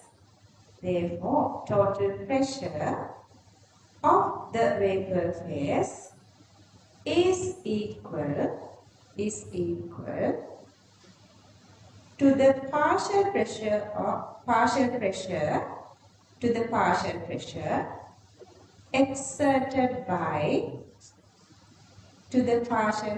exerted by each component in the mixture. Partial pressure exerted by each component in the mixture.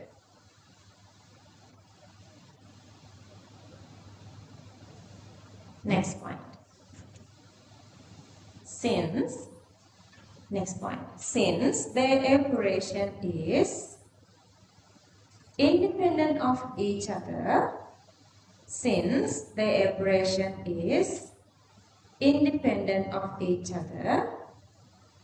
comma, partial pressure of each component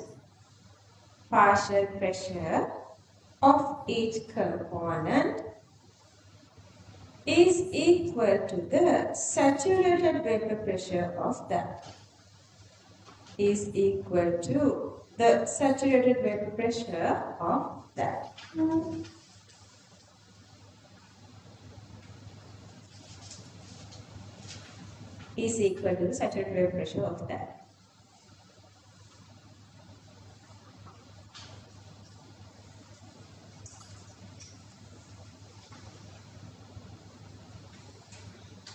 Okay. Let's copy this one. So the Pascal is 10 to the power minus 5. So the kilopascal, if you divide by 3, kilopascal become 118 become 100 kilopascal.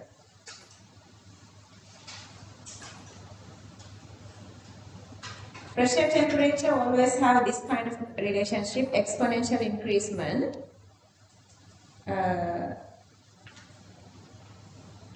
Boiling point of mixture, boiling point of A and boiling point of B.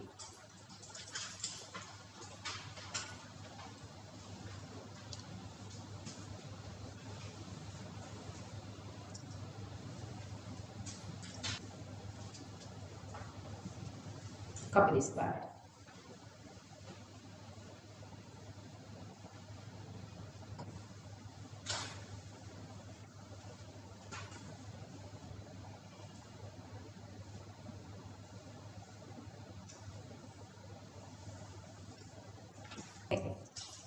Identify PT, P0A and P0H2O.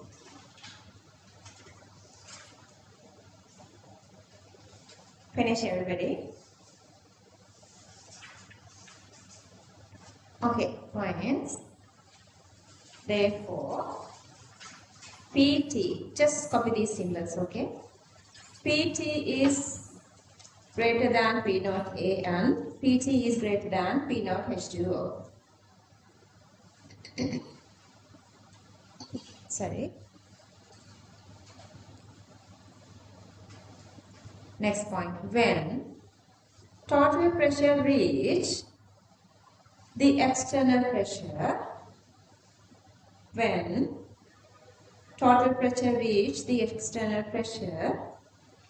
mixture starts to boil. That is called the boiling point. You guys know that. When total pressure reaches the external pressure, mixture starts to boil.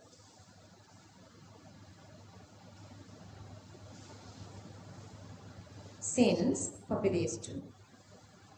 T mix is less than T0H2O and T mix is less than T0A, Mixture boils at a temperature which is lower than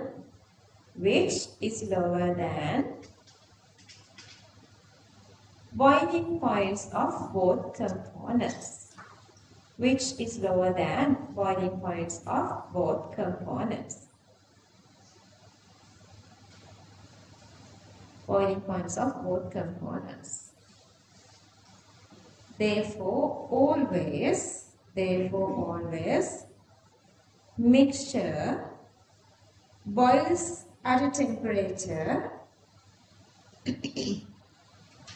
which is lower than 100 degrees Celsius.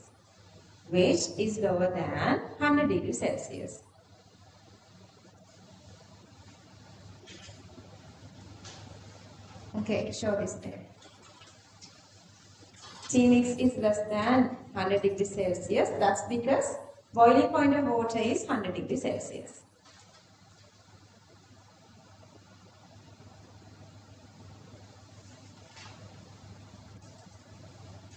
Okay, knowing partial pressures, we can calculate this molar ratios if you know the partial saturated pressures. Okay,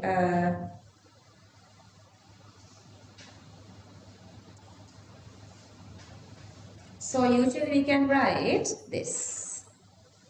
PA equals P naught, PA Dalton's law. PA equals PT into XA. P water equals PT into XH2O.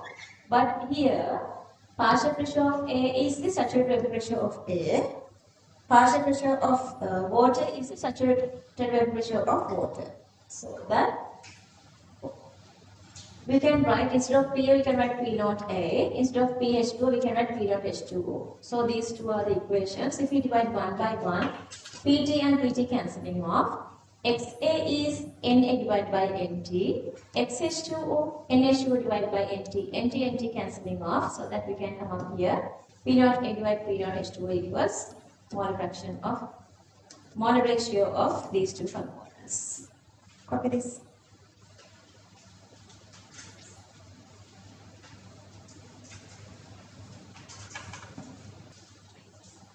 Then boiling point of water is 100 and aniline 184. But when you mix these two together, boiling point is 98. But P naught H2O 94, P naught aniline 750. If you mix these two together, this is 101, that is greater than 100 kilopascal. 100 kilopascal is 1 atm. So this pressure is greater than 1 atm. So when the external pressure equals to 1 atm, this mixture is supposed to be boiling before this pressure. So that this is not boiling to whatever these temperatures. It is boiling when the temperature reaches to 98, less than even 100. Clear that? Let's try this. Example 1. Boiling point of H2O is 100 degrees Celsius. And that of aniline is 184 degrees Celsius.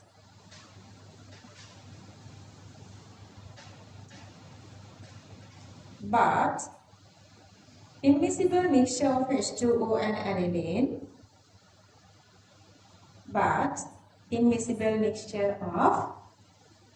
H2O and aniline boils at 98 degrees Celsius. 98 degrees Celsius. In the mixture, copy these two. In the mixture, P naught H2O equals 94.30 kilopascal and P naught aniline equals 7.07 kilopascal.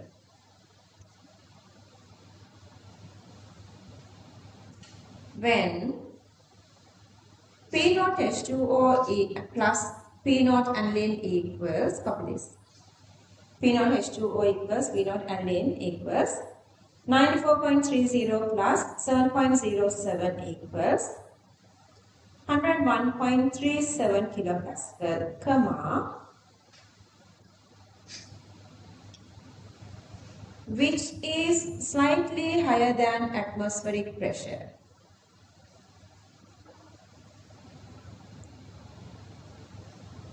Which is, make a when it's okay, slightly higher than atmospheric pressure. Within bracket, atmospheric pressure is 100 kilopascal. 100 kilopascal. Last point. Therefore, boils at a lower temperature, 98 degrees Celsius. Therefore, boils at a lower temperature, 98 degrees Celsius.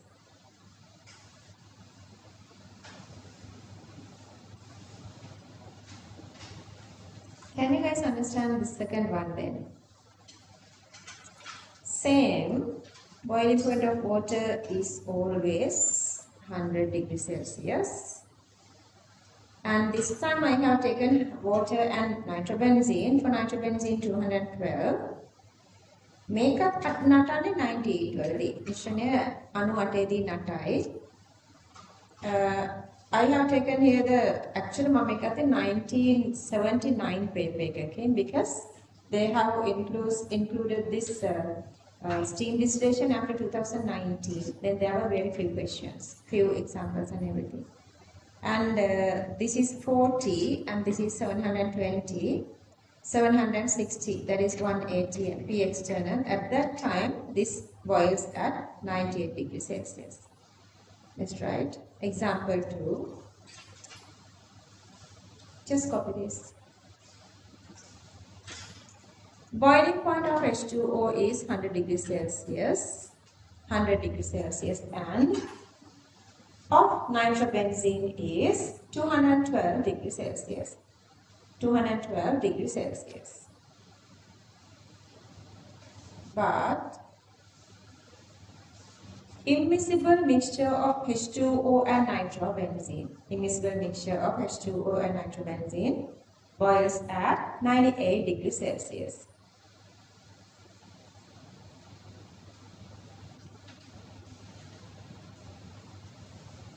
In the mixture, P naught H2O equals 40 millimeter of mercury. P naught nitrobenzene equals 720 millimeter of mercury.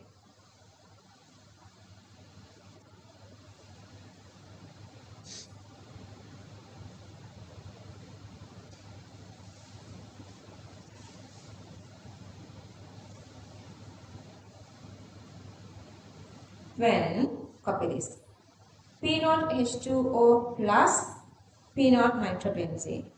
When P naught H2O plus P naught nitrobenzene equals 40 plus 720 equals 760 millimeter of mercury equals 1 atm equals P external, comma, mixture boils. So that mixture boils at 98 degrees Celsius. So that mixture boils at 98 degrees Celsius.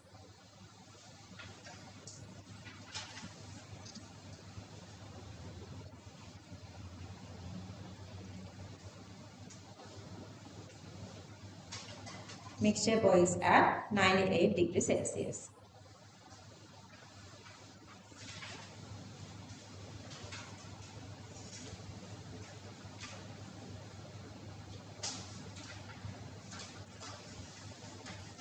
Completely immiscible, so you cannot use Raoult's law. Let's write that little point. Coming, are you okay? Next point. Since steam distillation is used, for completely immiscible liquids, comma, Raoult's law cannot be applied. Raoult's law cannot be applied. Cannot. There are statements, whether right or wrong, can use Raoult's law for steam distillation. No, it's not. Next point. Also, this substance should have high molar mass because you can condense easily. This substance should have high molar mass within bracket for easy condensation. For easy condensation, close the bracket. A high vapor pressure around 100 degrees Celsius. So that you have to boil less than 100. High vapor pressure around 100 degrees Celsius, and impurities present should be non-volatile. If it is volatile, it is also going to whatever the compound under the conditions used. Under the condition used. Under the condition used. So, unit 14 resource book, if you guys cover it, 14 ඉවර කට්ටිය රේසි නෑ. දැන් හතක් දෙකක් වැඩි, තව මදි. තවත් ඔක්කොම ඕනේ. So they have this same diagram, but in there මේගොල්ලන් මේකේ steam generated good they were drawn here. I don't want to show that, I just want to show this little part. Where are they?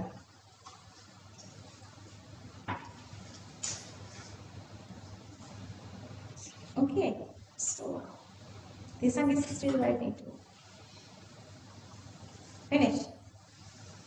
Okay, so what we are doing is I did this kind of a little experiment for my freshmen, like you know this chapter of my first degree. We got flour and crush it and mix it water. This kind of setup we did to separate flour oil here, and using a separatory funnel because those are invisible. We can separate whatever the interested part. Let's copy this.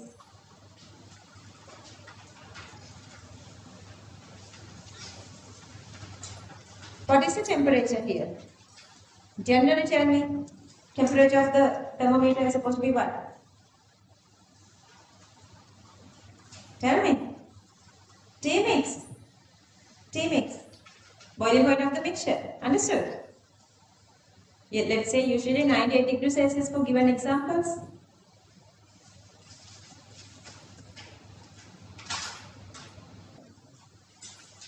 By removing water, next point, by removing water from resultant distillate,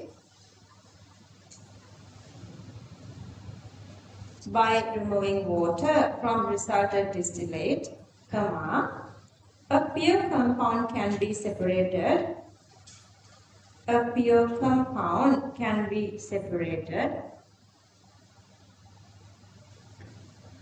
By number 1 solvent extraction. We're going to do this in a bit. Number 1 solvent extraction. Example, we can use ether for that. Number 2 dehydrating agents, the normal way. Even in your laboratories you guys are using that. Dehydrating agents, in the desiccator you are using the dehydrating agent, if you remember, CaCO2, calcium chloride, magnesium sulfate. Okay. This is not only supporting us to separate components. Plus CaCl2 MgSO4. It saves fuel and it has some other benefits, not decomposing these compounds at high temperatures. So there are a couple of these benefits for steam distillation. So let's write advantages of steam distillation. Advantages of steam distillation. Number 1. Since the boiling point of the mixture is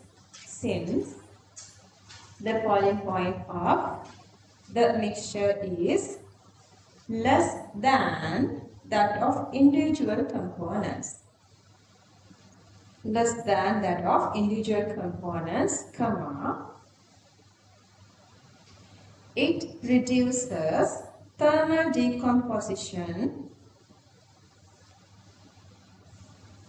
It reduces thermal decomposition or polymerization of the components. Thermal decomposition or polymerization of the components. Number 2. Since compounds are immiscible, with water, comma, separation is easy. Since compounds are immiscible with water, separation is easy. Number 3. Since low temperature is used,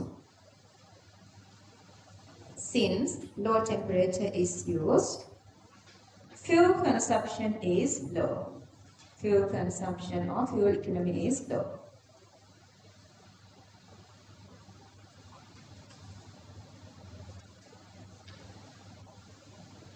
Number 4. Since only non-volatile impurities are present,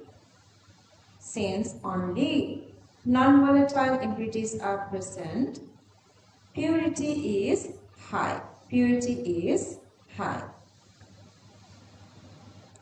Since non-volatile components are present, purity is high. Q59. Steam distillation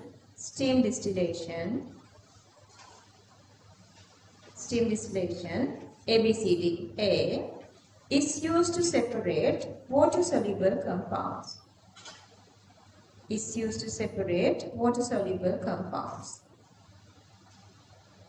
B boils at a temperature lower than 100 degrees Celsius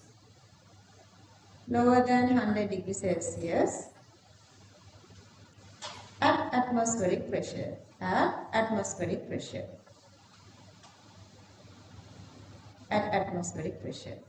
C occurs when total pressure equals to atmospheric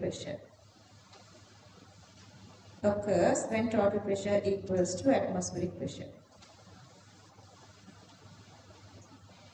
Last one. Use only to extract essential oils.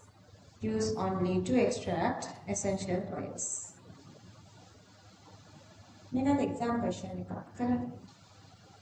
but this is not in your dude. Answer. Use only to extract essential oils.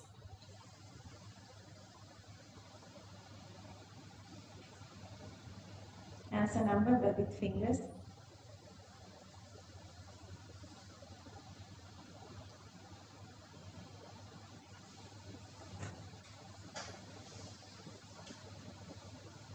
Answer yes.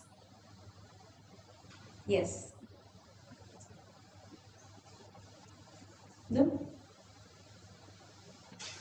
Just can I answer number? Only B and C. Yeah.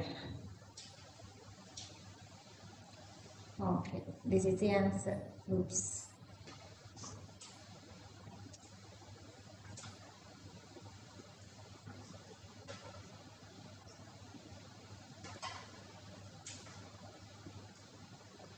Okay, it's used to separate water not soluble. It's supposed to be water insoluble.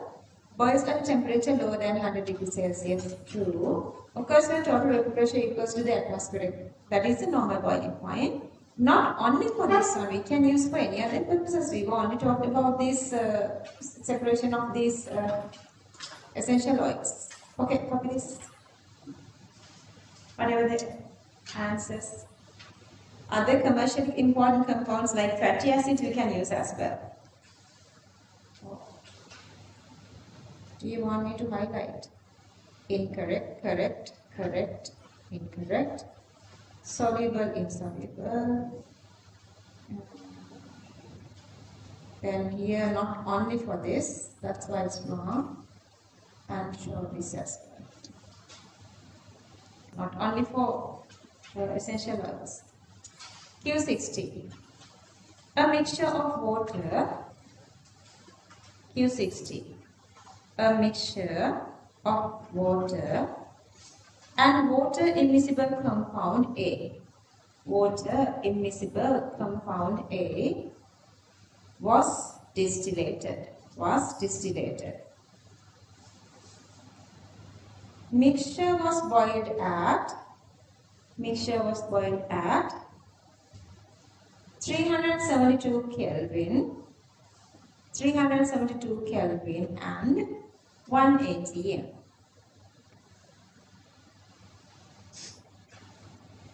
If the distillate has one part of A and 5 parts of water by mass,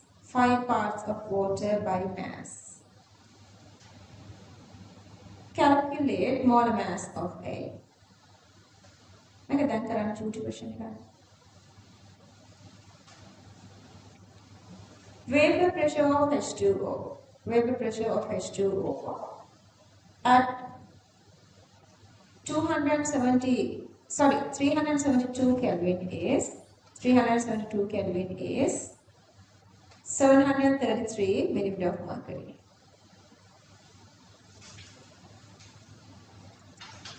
Easy peasy lemon squeezy. Do it right now. Saturated vapor pressure ratio equals to mole ratio. Mole ratio we don't know, but mass ratio we know. Just use it.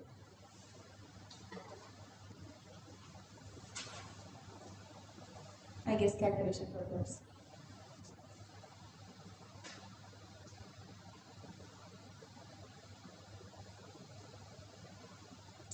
Seriously.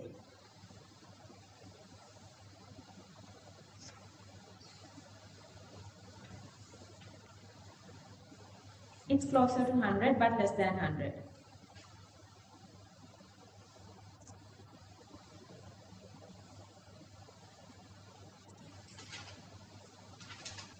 See, well done, whoever done, well done. P naught A, P naught H2O easily. P naught A, P naught H2O you can find. P naught H2O given as 733, altogether 760, so you can find P naught A easily. P naught H2O known, P naught A known. And they are given the mass ratios. So these two masses they were given. How would you get from here to here? From here to here. Na equals Ma over Ma. And NH2O equals mass of water divided by the molar mass. And this part you can write like this.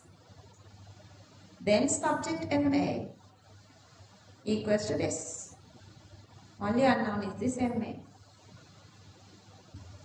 Understood? This one you got it. Everybody got it? කට්ටියකට පුළුවන් වෙලා කට්ටියකට බැරි වෙනකොට රිදෙන්න ඕන. කොට ආයෙ try කරන්න ඕන. එහෙනම් තමයි talent එක හදාගන්නේ. අපි තා officially full paper complete paper classes ගියේ නැහැනේ. So එතකොට හදන්න තියෙනවනේ. Next break, ask me whenever you guys want, okay? Otherwise, I am going continuously. If you need the break, just ask me.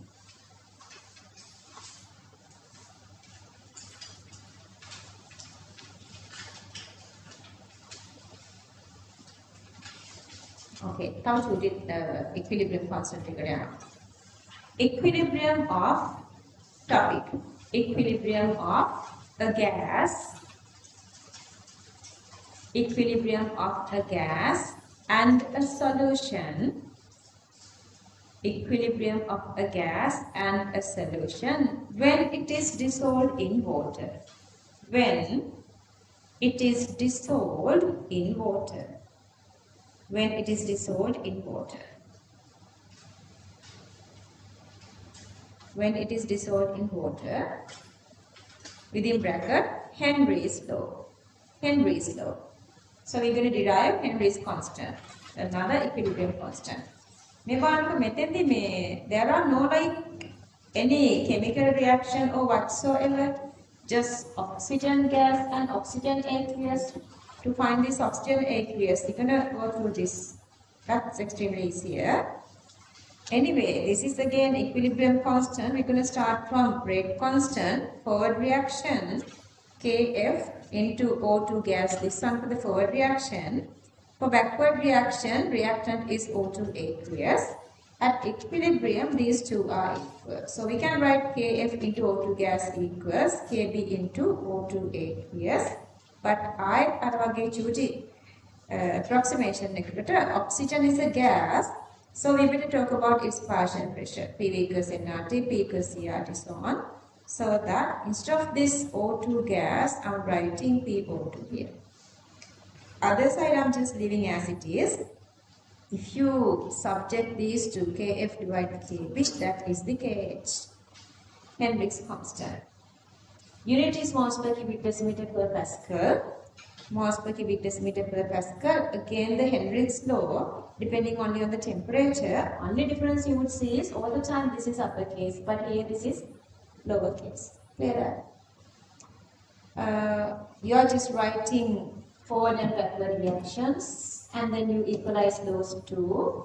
And then instead of O2 gas, we are writing PO2, and then Kf divided Kb makes Kh. Okay, copy this. Make a one in a hand. Just explaining. Okay, you don't want this. So this is ideal. This is Raoult's law. Non-ideal, let's say the positive deviation. And Henry's law curves are going like this, where deviating. Because there is no chemical reaction here, only a dissolution of pure gas in water. Okay, you don't want that part, okay? Let's copy this. I'll leave it like this.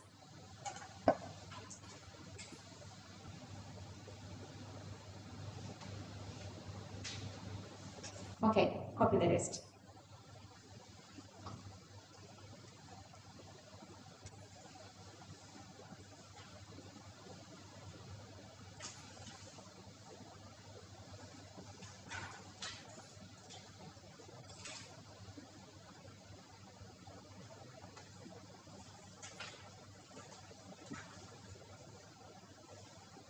I got to give you guys 11 and 13 tubes, isn't it?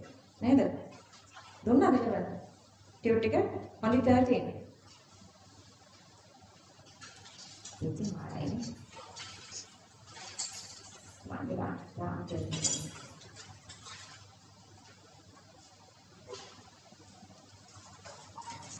Mathotaarachchi unit 13, tube ticket only 26 Sinhala English Colombo.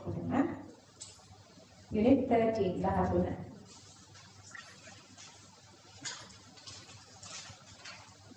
Okay, KH, let's identify KH. KH, Henry's law constant.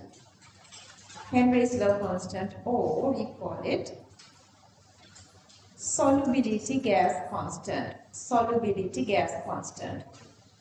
Solubility gas constant. Next product. For a given gas, comma, KH is constant. KH is constant at constant temperature. KH is constant at constant temperature. Unit is moles per cubic decimeter per Pascal.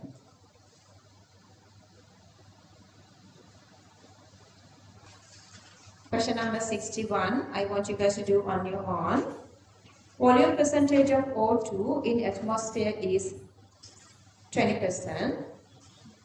If the atmospheric pressure is 1 in 10 power 5 Pascal, find out the dissolved O2 content in ppm. KH of O2 equals 1.3 into 10 power minus 8 moles per cubic decimeter per Pascal. Give me the answer. See, it's not that difficult to take that much time. Because volume-based representative number of moles, considering ideal, considering other factors are constant, so the volume percentage is your mole percentage. Volume fraction is mole fraction. Then knowing this one, then this is given, you just need to find this one. Subject this, and you can get, substituting these two, you can get this one, but still multiply with 32 and 10 to the power 3 to convert this into ppm value. Milligram per cubic decimeter is ppm value. Copy the answer. Volume fraction is mole fraction. Volume ratio is mole ratio. Steps I know you got correct answer, but still I want you guys to copy this with correct steps. Copy rest of the part.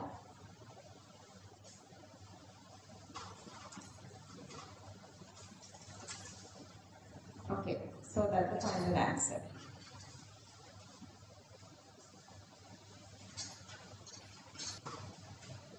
Let me know if you guys get hungry, okay? Otherwise, I'm not going to give you guys a break. Because I want to finish this itself. I guess time is enough, but I'm just going to go. But if you guys feel tired, just ask me a break, okay?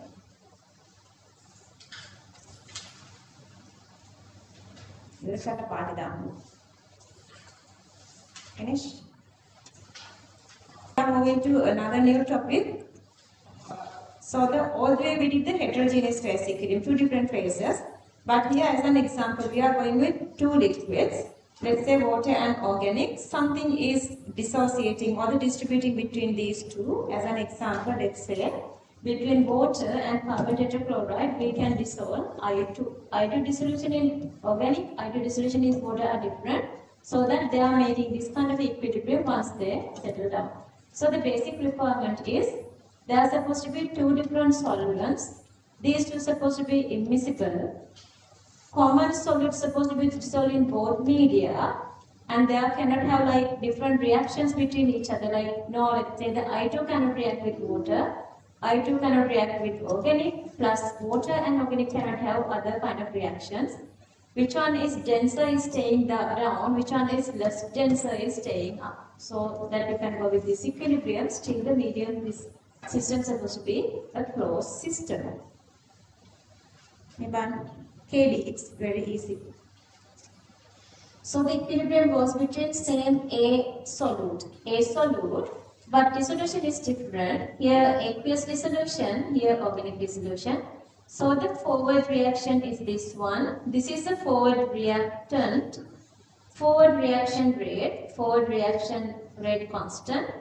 Forward reactant is A aqueous. Backward RB into KB. Backward reactant is A organic. So this is A organic. At equilibrium, these two reactions forward backward are equal. So RF is supposed to be equal to RB. So that you can come up here. RF equals RB. So that you can come up here. If you subject KF divided by KB. These two constant ratio is the distribution coefficient. Distribution coefficient, how you distribute this air between these two different layers equals to this. Okay, so let's try the topic. Homogeneous phase equilibrium. Homogeneous phase equilibrium. Homogeneous phase equilibrium.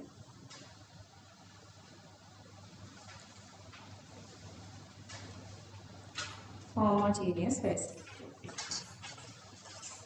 This is the equilibrium This is the equilibrium that exists between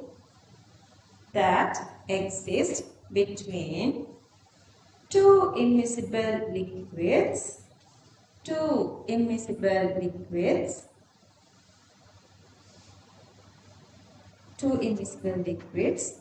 when a solute had been dissolved.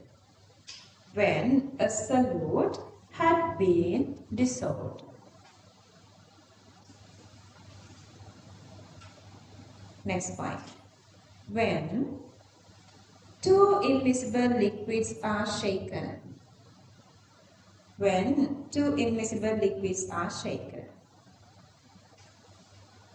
They temporarily mix up.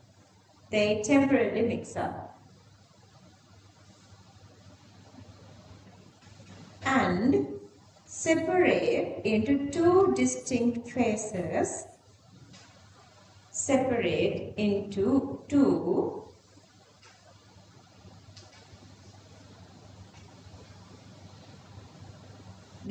phases. Heinz, are you okay? Comma, with the one which is denser,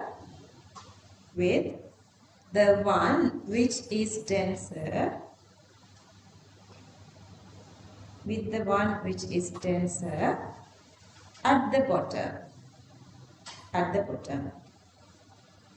and the other one at top. Next point. Solute will distribute in both layers.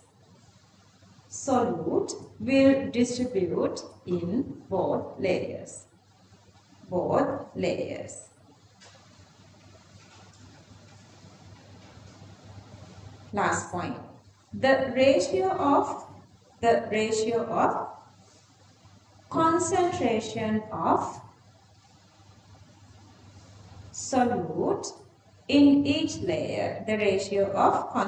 of solute in each layer.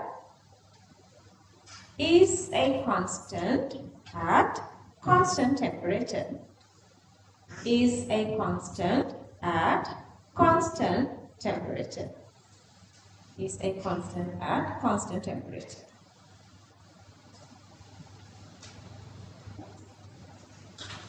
Okay, you have the equilibrium between aqueous and organic. Write the rate equations for forward and backward.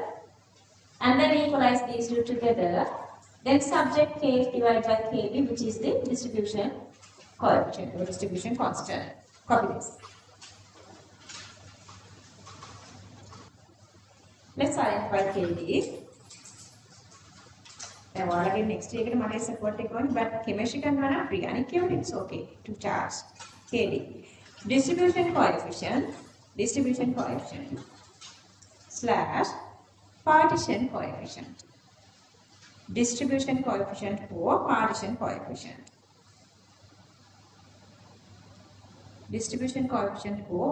coefficient. Next bullet. For a given system, KD depends only on temperature.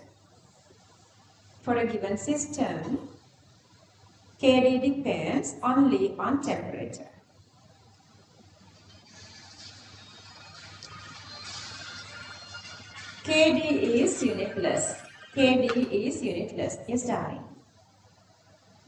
Hello, darling.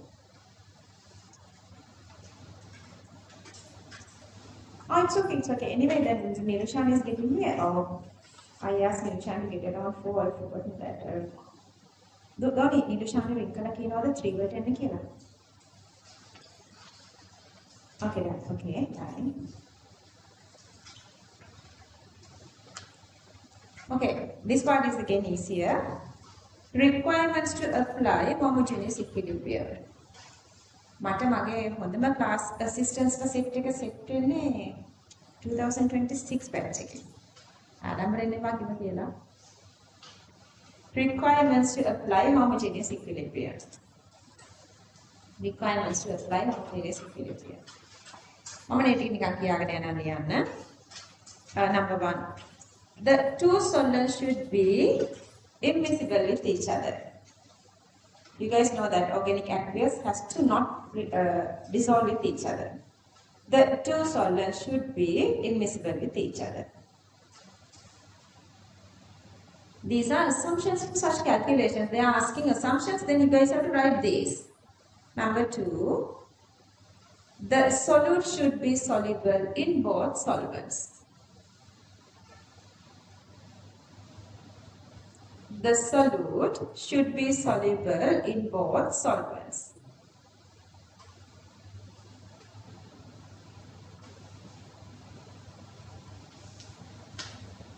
Number 3.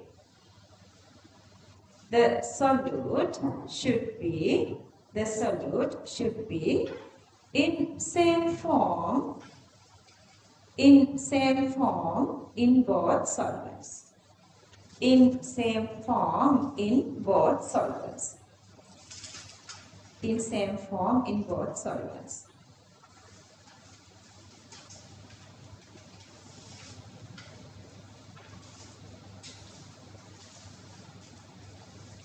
Bullet. If the solute undergoes dissociation,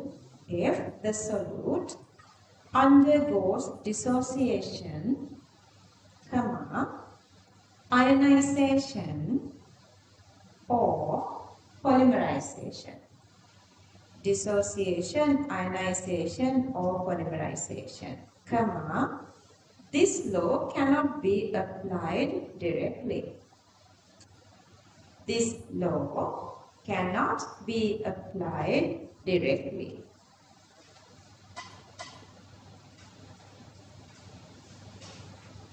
Let's go with an example. මොකද වෙන්නේ?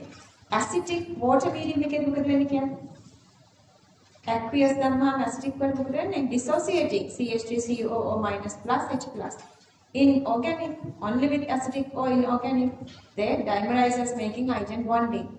So those are like for questions they are asking like assumptions. Then these are the assumptions you are writing. They are not dimerizing, they are not dissociating and so on. Let's write example. CH3COOH in aqueous medium undergoes ionization. And in organic solvents,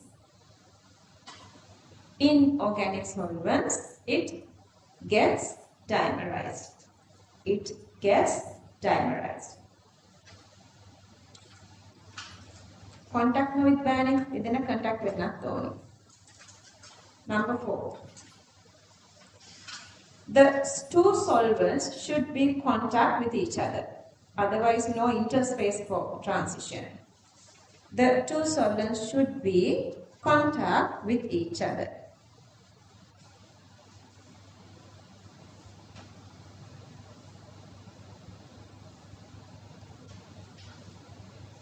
You guys know the KD depends on temperature. Temperature should be constant.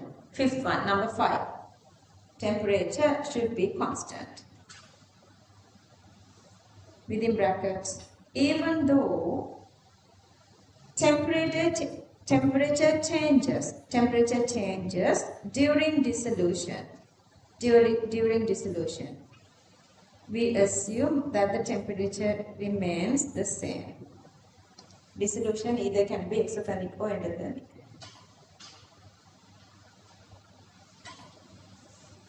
We assume the temperature remains the same.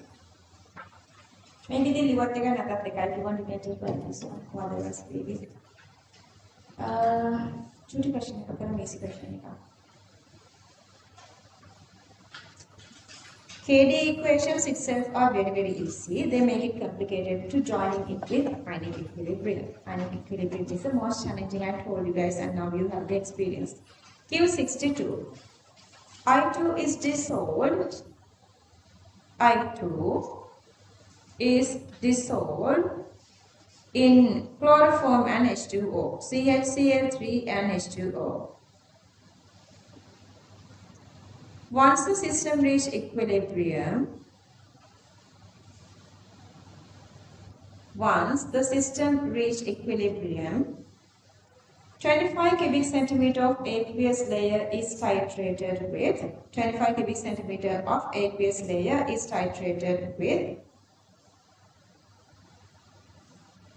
0.01 m sodium thiosulfate, 0.01 m Na2S2O3. The required volume was 20.8 cubic centimeters.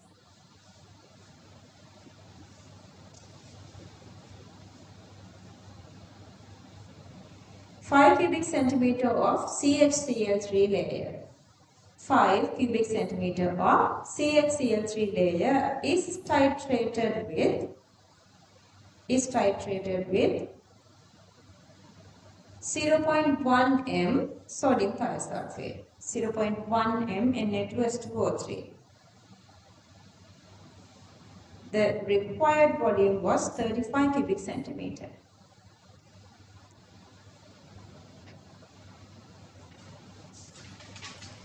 Find out the distribution coefficient of I2 in chloroform and H2O. Use a pencil and just give it a little try. It's extremely easy. You just need to find these two separate concentration in both layers and get the fraction. If you guys are really okay, just go on. I'm just giving you guys this basic little knowledge. I'm just explaining the same question. In the question, you have organic and you have aqueous here. So they were taken 5 cubic centimeter out of organic, CV of sodium thiosulfate given. They were taken 25 cubic centimeter of aqueous, CV of thiosulfate given. Okay, so you can very easily find the number of moles of thiosulfate then. And then you can write this equation. See, we have done this for inorganic chemistry analytical part. Then you have to divide number of moles of sodium thiosulfate to get number of moles of I2.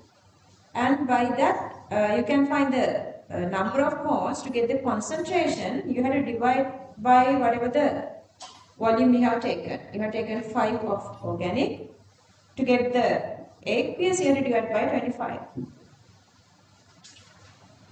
It's that easy. Once you get those two values, divide each by each, then you are getting the KD. If you want, you guys can copy this one, or otherwise I want you guys to give me the answer first. Then you guys can copy this. First I need the answer, then you guys can copy this. Copy the answer from the beginning.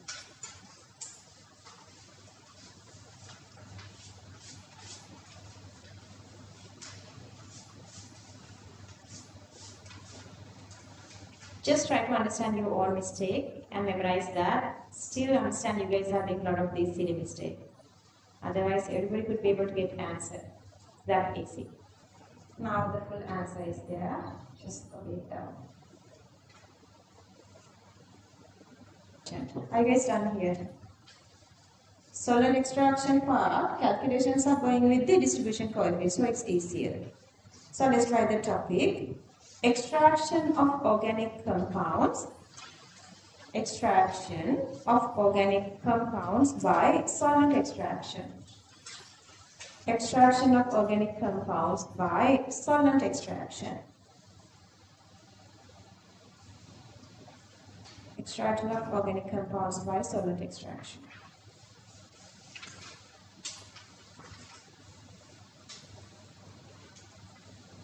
Points.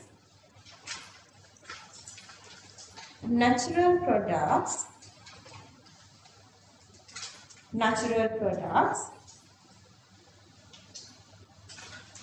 present in plant materials, natural products present in plant materials can be extracted by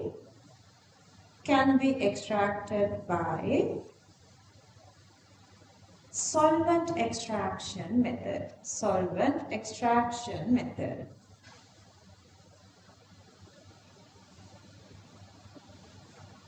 Solvent extraction method. Next point. Aqueous solution of crushed plant material.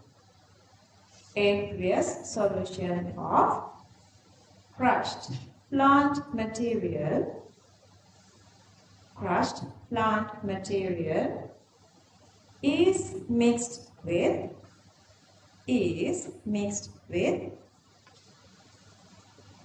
organic solvent.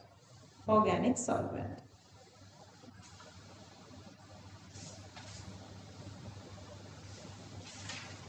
Since organic compounds are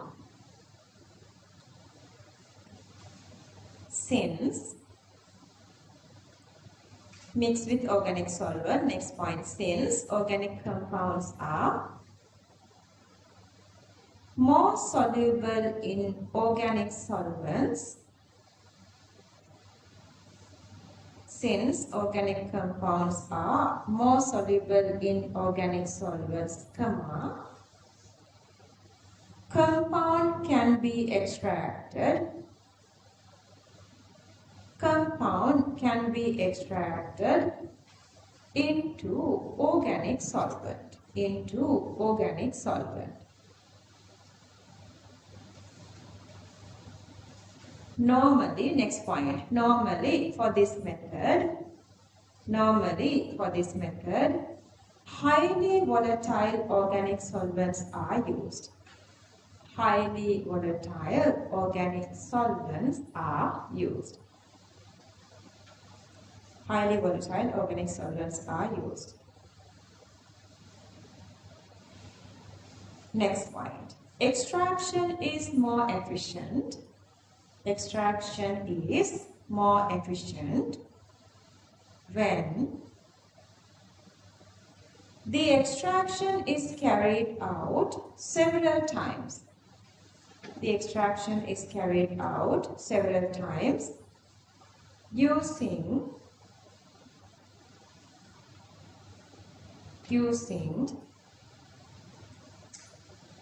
small volumes of organic solvents. Using small volumes of organic solvents. Small volume of organic solvents.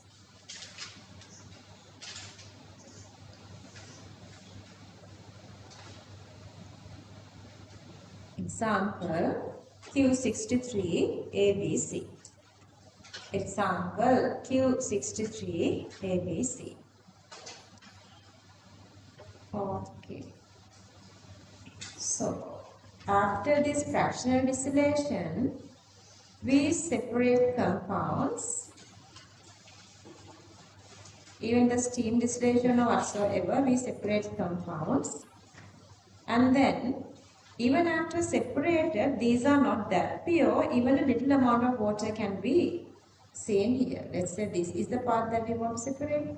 A little part of water can be here, or otherwise, let's say we want to extract this into another some sort of a solvent, and let's say this compound is very soluble in that solvent easily. In such conditions, we are using the solvent extraction either to separate the compound or either to purify the compound. So when we are doing that, doing as small portions is more effective rather than using everything as a one single portion. Let's say we have some sort of a sample of some sort of a, let's say A is to be separated or extracted. So we have ether, let's say we have 100 cubic centimeter ether. So we're going to extract this A onto ether. If we use 100 cubic centimeter at once, or we can partition this into 2 into 50. If we use 50 cubic centimeter twice, or otherwise, let's say we can part this into four portions, 25 into 4. When we extracted using the small portions, efficiency is really increasing. To understand that, we are doing this 63 ABC is example for that. So the very first one is 63 part A. Here we are using to separate whatever the amount using one single time. As a whole, all 100 cubic centimeter of ether we are using here.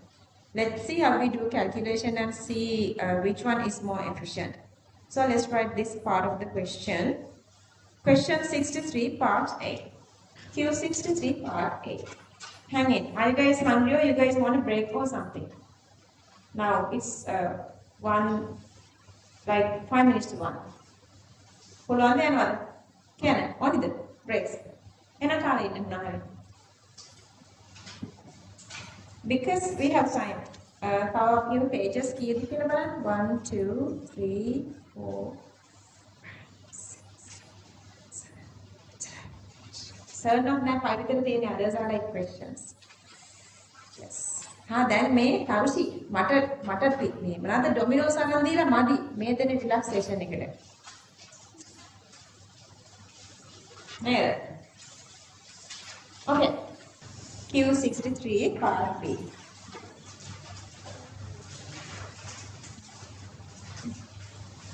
Sorry. Q63 part A. 1 gram of organic compound A, 1 gram of organic compound A is mixed with 100 cubic centimeter of ether, 100 cubic centimeter of ether and 100 cubic centimeter of water.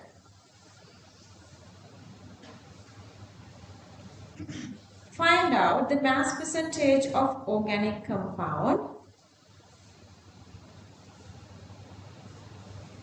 Find out the mass percentage of organic compound that can be extracted into ether layer. That can be extracted into ether layer.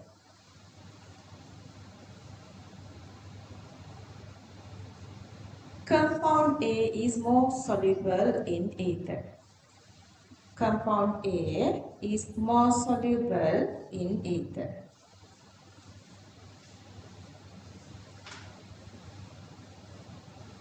The distribution coefficient of A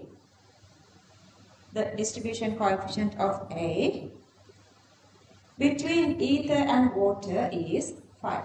Between ether and water is 5. Okay. You guys can do this all by yourself, but not wasting time. Let's do this together. Okay.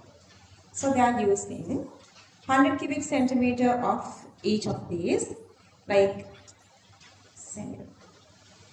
100 cubic centimeter of aqueous and 100 cubic centimeter of ether. So they were using 1 gram here. Let's say X amount is distributing to ether layer, so that the remaining in aqueous phase equals 1 gram minus X, 1 minus X. Okay, mass extracted to organic layer is X. Let's say the molar mass of A is M. Because to this one we need concentration. We cannot go with masses or moles, we need concentration. So that since they were given masses, we have to convert this into number of moles, then divide by volume is the concentration. So I'm going to substitute all these to this little equation here. For that I need amount of A in organic layer concentration and amount of A in aqueous concentration. For that I'm going to find those two separately. Okay. X is the mass. Mass divided by molar mass is the number of moles here. If you divide that by the volume, that is the concentration. So concentration of organic layer equals X divide MV. X divide MV here, organic. And then the aqueous layer remaining is here 1 minus X. So that is 1 minus X here. Divide by the same molar mass. And the volume is still the same 100 cubic centimeters. So I'm just going to get as same V divided by V. 1 minus X divide MV. A aqueous 1 minus X divide MV. You can cancel off MV. So that distribution coefficient they were given as 5. You can equalize that to 5. Cross multiply, you can get X equals 5 over 6. So mass of A in ether layer is 5 over 6. Percentage become 83.33. Is this clear, everybody? Let's copy this. This is going to be really okay because the next time we're going to do this twice for 50, 4 times for 25 and so on. Just copy this. That's why I'm not going to even repeating this. You're going to do this like 3 times.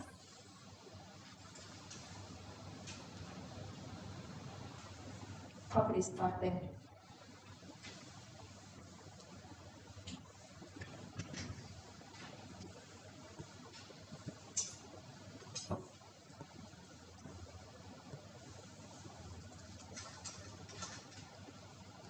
Copy this down there.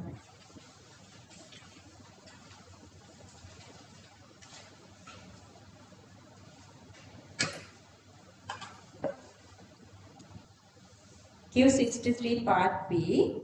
Another 1 gram of organic compound A is dissolved in 100 cubic centimeter of water and 50 cubic centimeter of ether.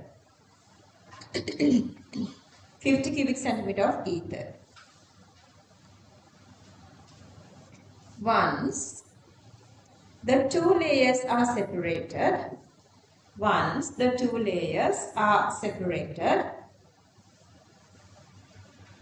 another 50 cubic centimeter of ether was added. Another 50 cubic centimeter of ether was added to aqueous layer to extract A. To aqueous layer to extract A.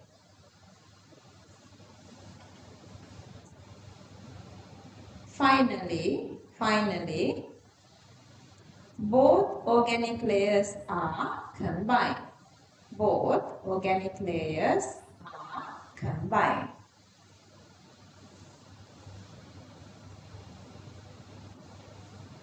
When the extraction is carried out 2 times like this.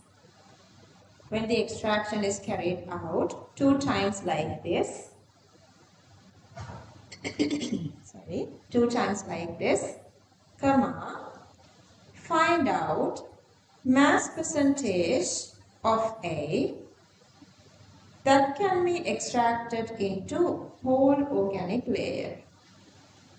Find out mass percentage of A that can be extracted into whole organic layer.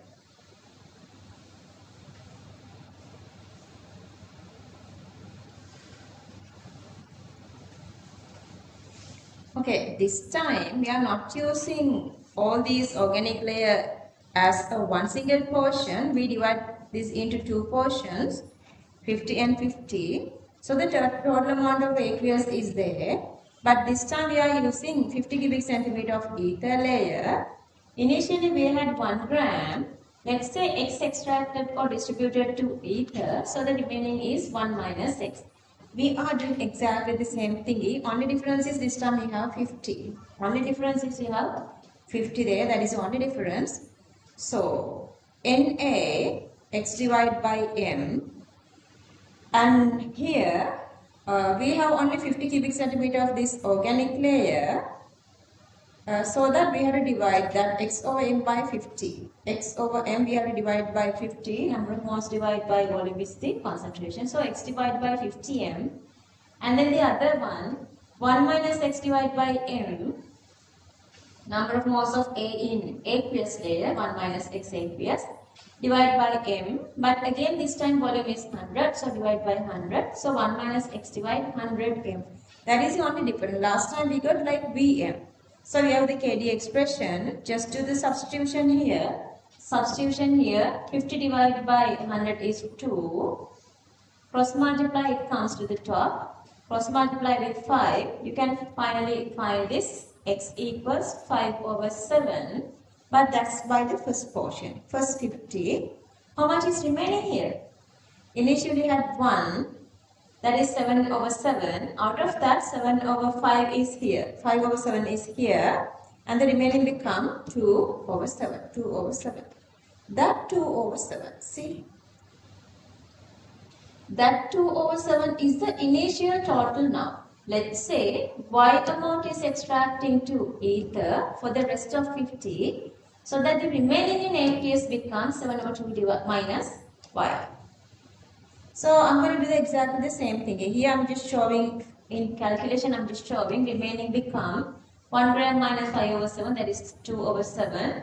So that I'm just directly writing now 5 divide y is the number of moles, sorry, y is the mass divide m molar mass, 50 is the volume, so you are getting the concentration. Here 2 over 7 minus y is the mass, divide by the molar mass to get the number of moles, divide by 100 is the volume. So you can cancel off, you're going to get 2 here. Same way, cross multiplying. So you can find at the second extraction how much is extracting. During the second extraction, 10 over 49 is extracting. During the first extraction, how much? 5 over 7. So 5 over 7, we can convert it, if you multiply this again by 7, that's become 35 over 49. So if I add these two together, 49, 35 plus 10 is 45. So the second time when they extracted all together is 45 over 49. If you get the percentage, that is 91.8. By dividing into two portions. If you got everything into one single portion, last time you answer extracted percentage become 83.33. 83.33. But this that is for if you are getting the everything as a one single 100 cubic centimeter we're using here ether. But if you are dividing this into two different portions, and then the percentage become 91.8. Then when you are using 24 times 4 times, that is more efficient. So this is getting more increase in the percentage. Clear that? Okay. Make a copy number. Yeah, this one. For first extraction. For first extraction. Once you get the idea, you don't have to show like separately, this is how you're going to get number of moles, moles divided by volume is the concentration. Not necessary. You can just write all together. But since this is the first time you guys are doing, I'm writing everything separately. Copy this. Okay, copy the rest.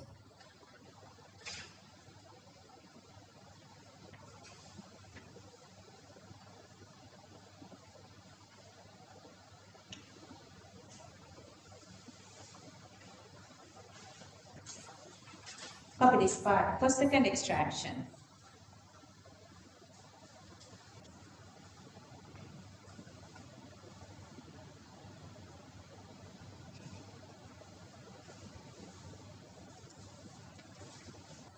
If you extract into two different portions, 91.8.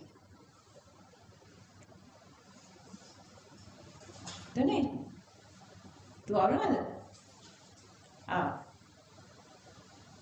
That's pen. You're going to go with a little shorter method. How many times we extract regardless. So during the first extraction, let's say this time we are going with 25 into 4. 25 into 4. So the organic layer 25. Aqueous layer same 100. So once you solve this one, simplify this one.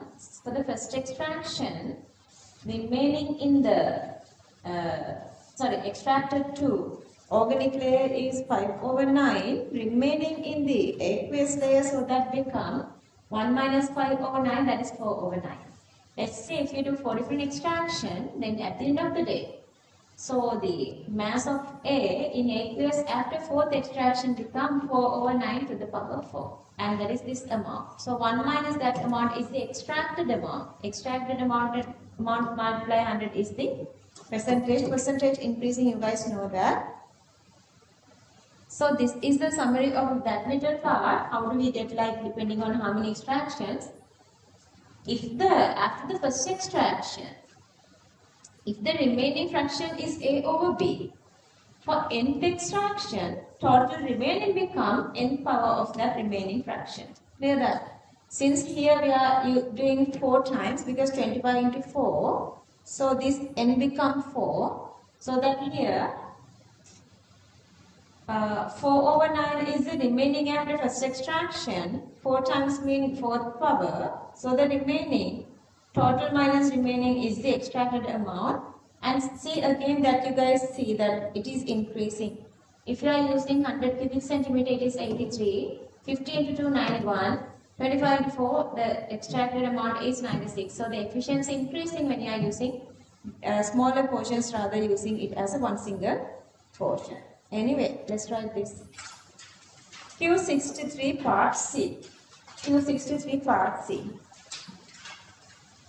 If the above extraction carried out 4 times, using 25 cubic centimeter of ether, 25 cubic centimeter of ether in each extraction.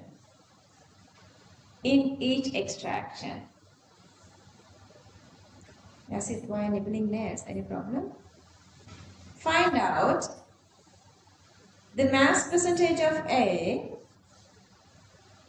Find out the mass percentage of A that can be extracted into organic layer. That can be extracted into organic layer. That can be extracted into organic layers. Okay, so the mass, you guys know the mass symbol is lowercase m. AM means the mass of A extracted to organic layer from first extraction. You can find that. And then 1 minus that is the remaining fourth power of that, this one. Total minus remaining is the extracted amount. Get the percentage of that. That's easy. Let's copy this. MA extracted or the mass of A.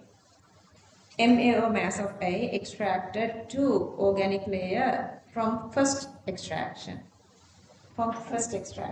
And then copy this.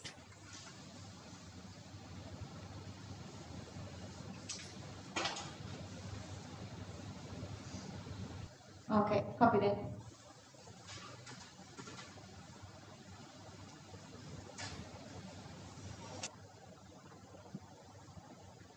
Therefore, next point, therefore, it clearly shows,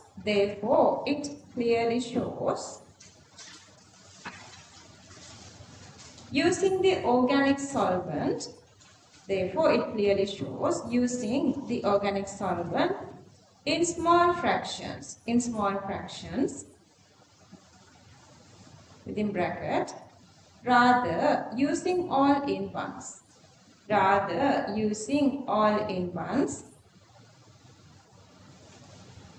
close the bracket, increase the efficiency and productivity of extraction. Increase the efficiency and productivity of extraction, resulting high percentage yield. Which is the main benefit of solvent extraction. Resulting high percentage yield, which is the main benefit of solvent extraction.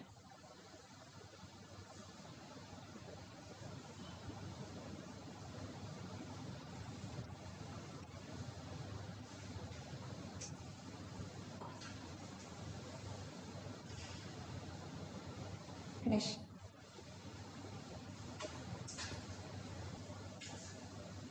දැන් අපි ලියමු අර n power එක එන part එක. Next point also, let's write the last little part, the n power part. Also, percentage yield of certain component to be extracted can be calculated. Percentage yield of certain component to be extracted can be calculated commonly using below method.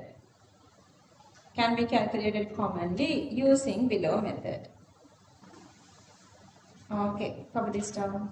Using below method. If fraction of A in initial aqueous solution in first distillation equals A over B, then fraction of A in initial solution after nth extraction.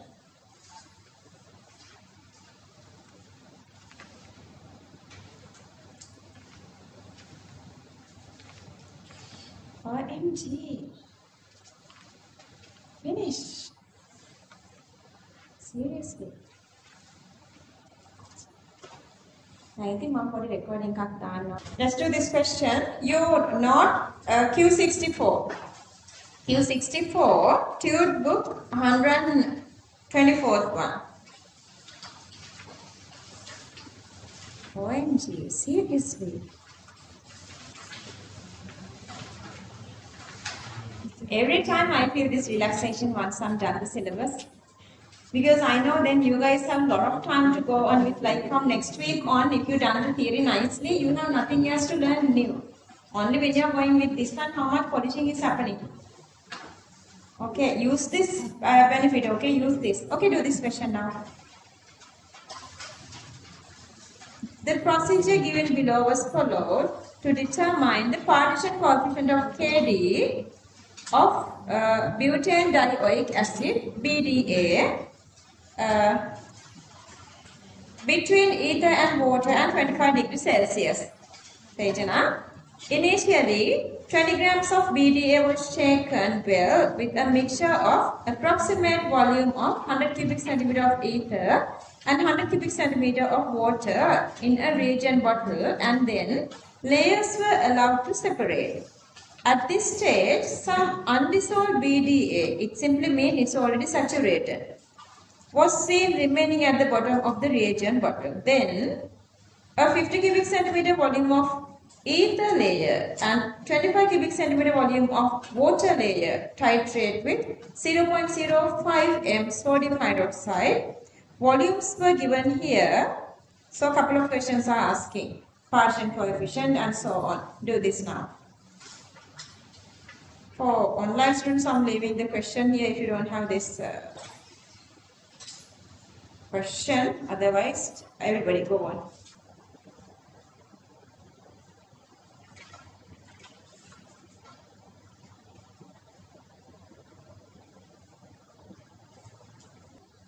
Carboxylic acid, sodium hydroxide reaction, you guys know that we did this for organic chemistry. So the 1:2 ratio. Okay, answer Kd. BDA in ether, once you calculated that, twice of this, this is twice, so you have to divide by 2, 1.2 in 10 to the minus 4. That's in 50 cubic centimeter.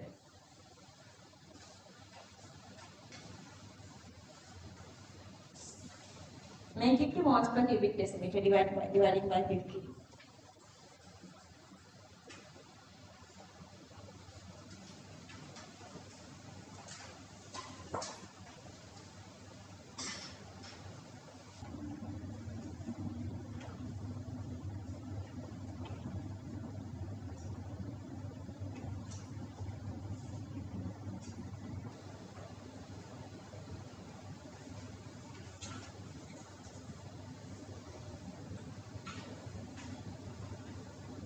Part 2, answer is extremely easy here, no point of solving. It has only 2 steps.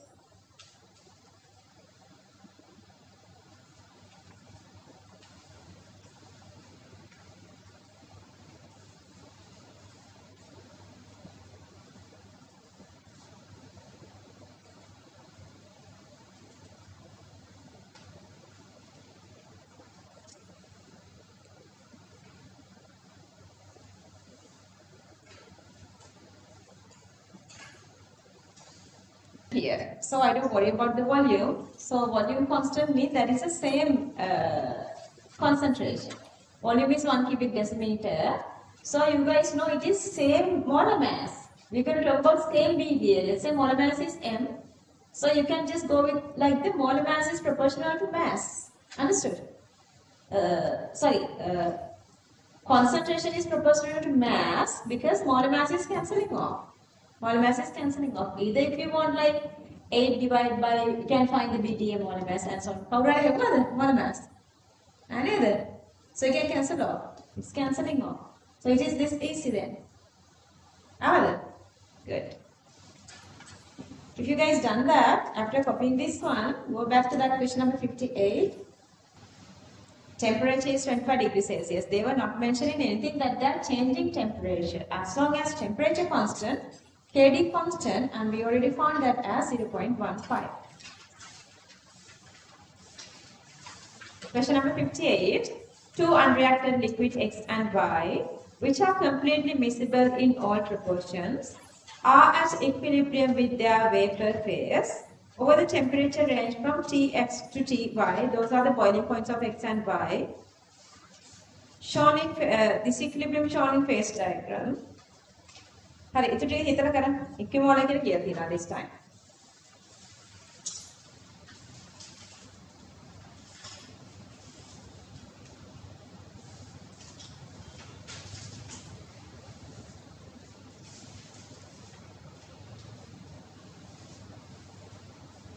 Start from 0 to go like 1 by 1, 2, 3, 4, 5.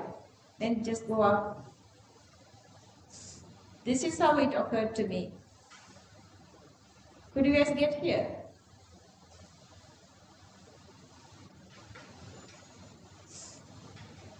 No. Yes or no? Okay, yes. අර 0 ඉඳලා බලන්න calibration කරලා තියෙන විදිහ. ආවද? Just draw on your or that diagram. You're supposed to stop at here. Since I have drawn it in green, I have right here graph green line.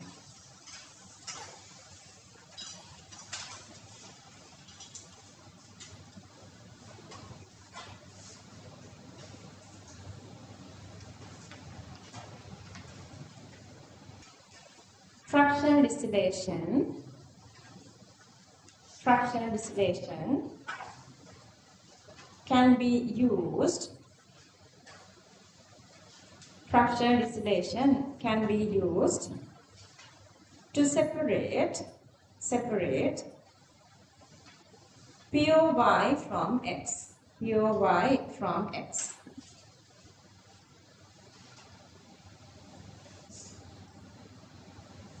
Show this Ty is less than Tx.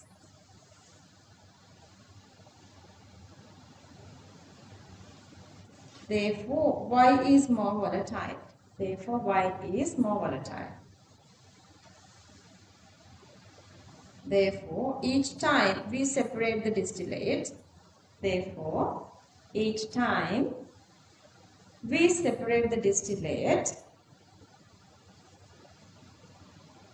it contains more Y than X,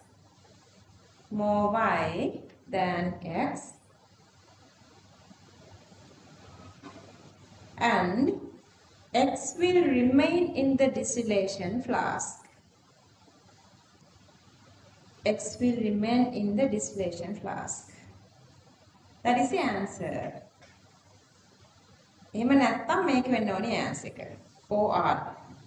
or if simple distillation is using, you can write the answer using the simple distillation as well. If simple distillation is using after repeated distillations, if simple distillation is using comma after the repeated distillations, comma, to separated distillate,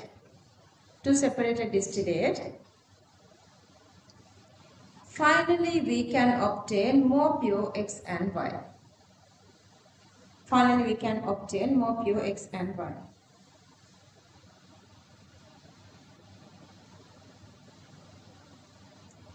Pure Y in the distillate,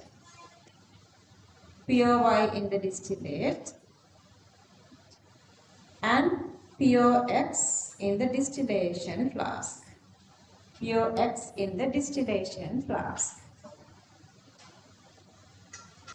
You guys know equilibrium is the most decisive unit, and I guess you guys are being honestly, you guys are telling me the truth. For now, I feel like everybody is comfortable And if you guys really into this, if you guys studied this really well, and the luckiest thing for you guys is like let's say as an example, if you go with inorganic chemistry, at that time we learn inorganic chemistry not targeting the exam, because we know exam comes later, so we did like theory separately, questions separately and everything. But for equilibrium I did only targeting the final exam.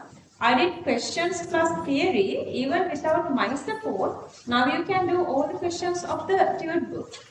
And here, don't wait like exam is little away, so we're going to do that later. Don't keep this aside. At the same time, do the tune and try to like, the finish everything in your mind. Like, you're supposed to feeling comfortable with equilibrium. It's not like that later I'm going to do questions to make equilibrium comfortable. Targeting the exam, start to do the tune book. So once we done organic and then 11th one, and then again we are coming to the theory book of equilibrium. We have a couple of more to go, but still you guys know if you go with that big huge organic tune, it takes a lot of time. So what I'm going to do is like, maybe I would do like, the one confidence හදාගන්න. පුළුවන් කියලා හිතන්න. දිනන මාමයි කියලා හිතන්න. ඔයාලා නොදැන ඔයාලා වටේ ඉන්න ගොඩාක් අය වැඩ කරනවා. ඔයාලා දන්න හැම ළමෙක්ම කම්පයා කරගන්න. එතනින් යාට ඕගොල්ලෝ නොදන්න කොච්චරක් ඉන්නද ඇඩ්වාන්ස් ලෙවල් කරන. So everybody is working really nicely. Like every city, maybe 10, 15, maybe 50, 100 people are working really nicely out of those thousands of students. So the real competition are coming between them. Then you guys need to challenge them and win this competition. Okay, so next week at the same Thursday at 8:30, let's meet here with organic tilt. Okay, wish you all the best for covering the syllabus. Bye, take care then, everybody. Looks up nice.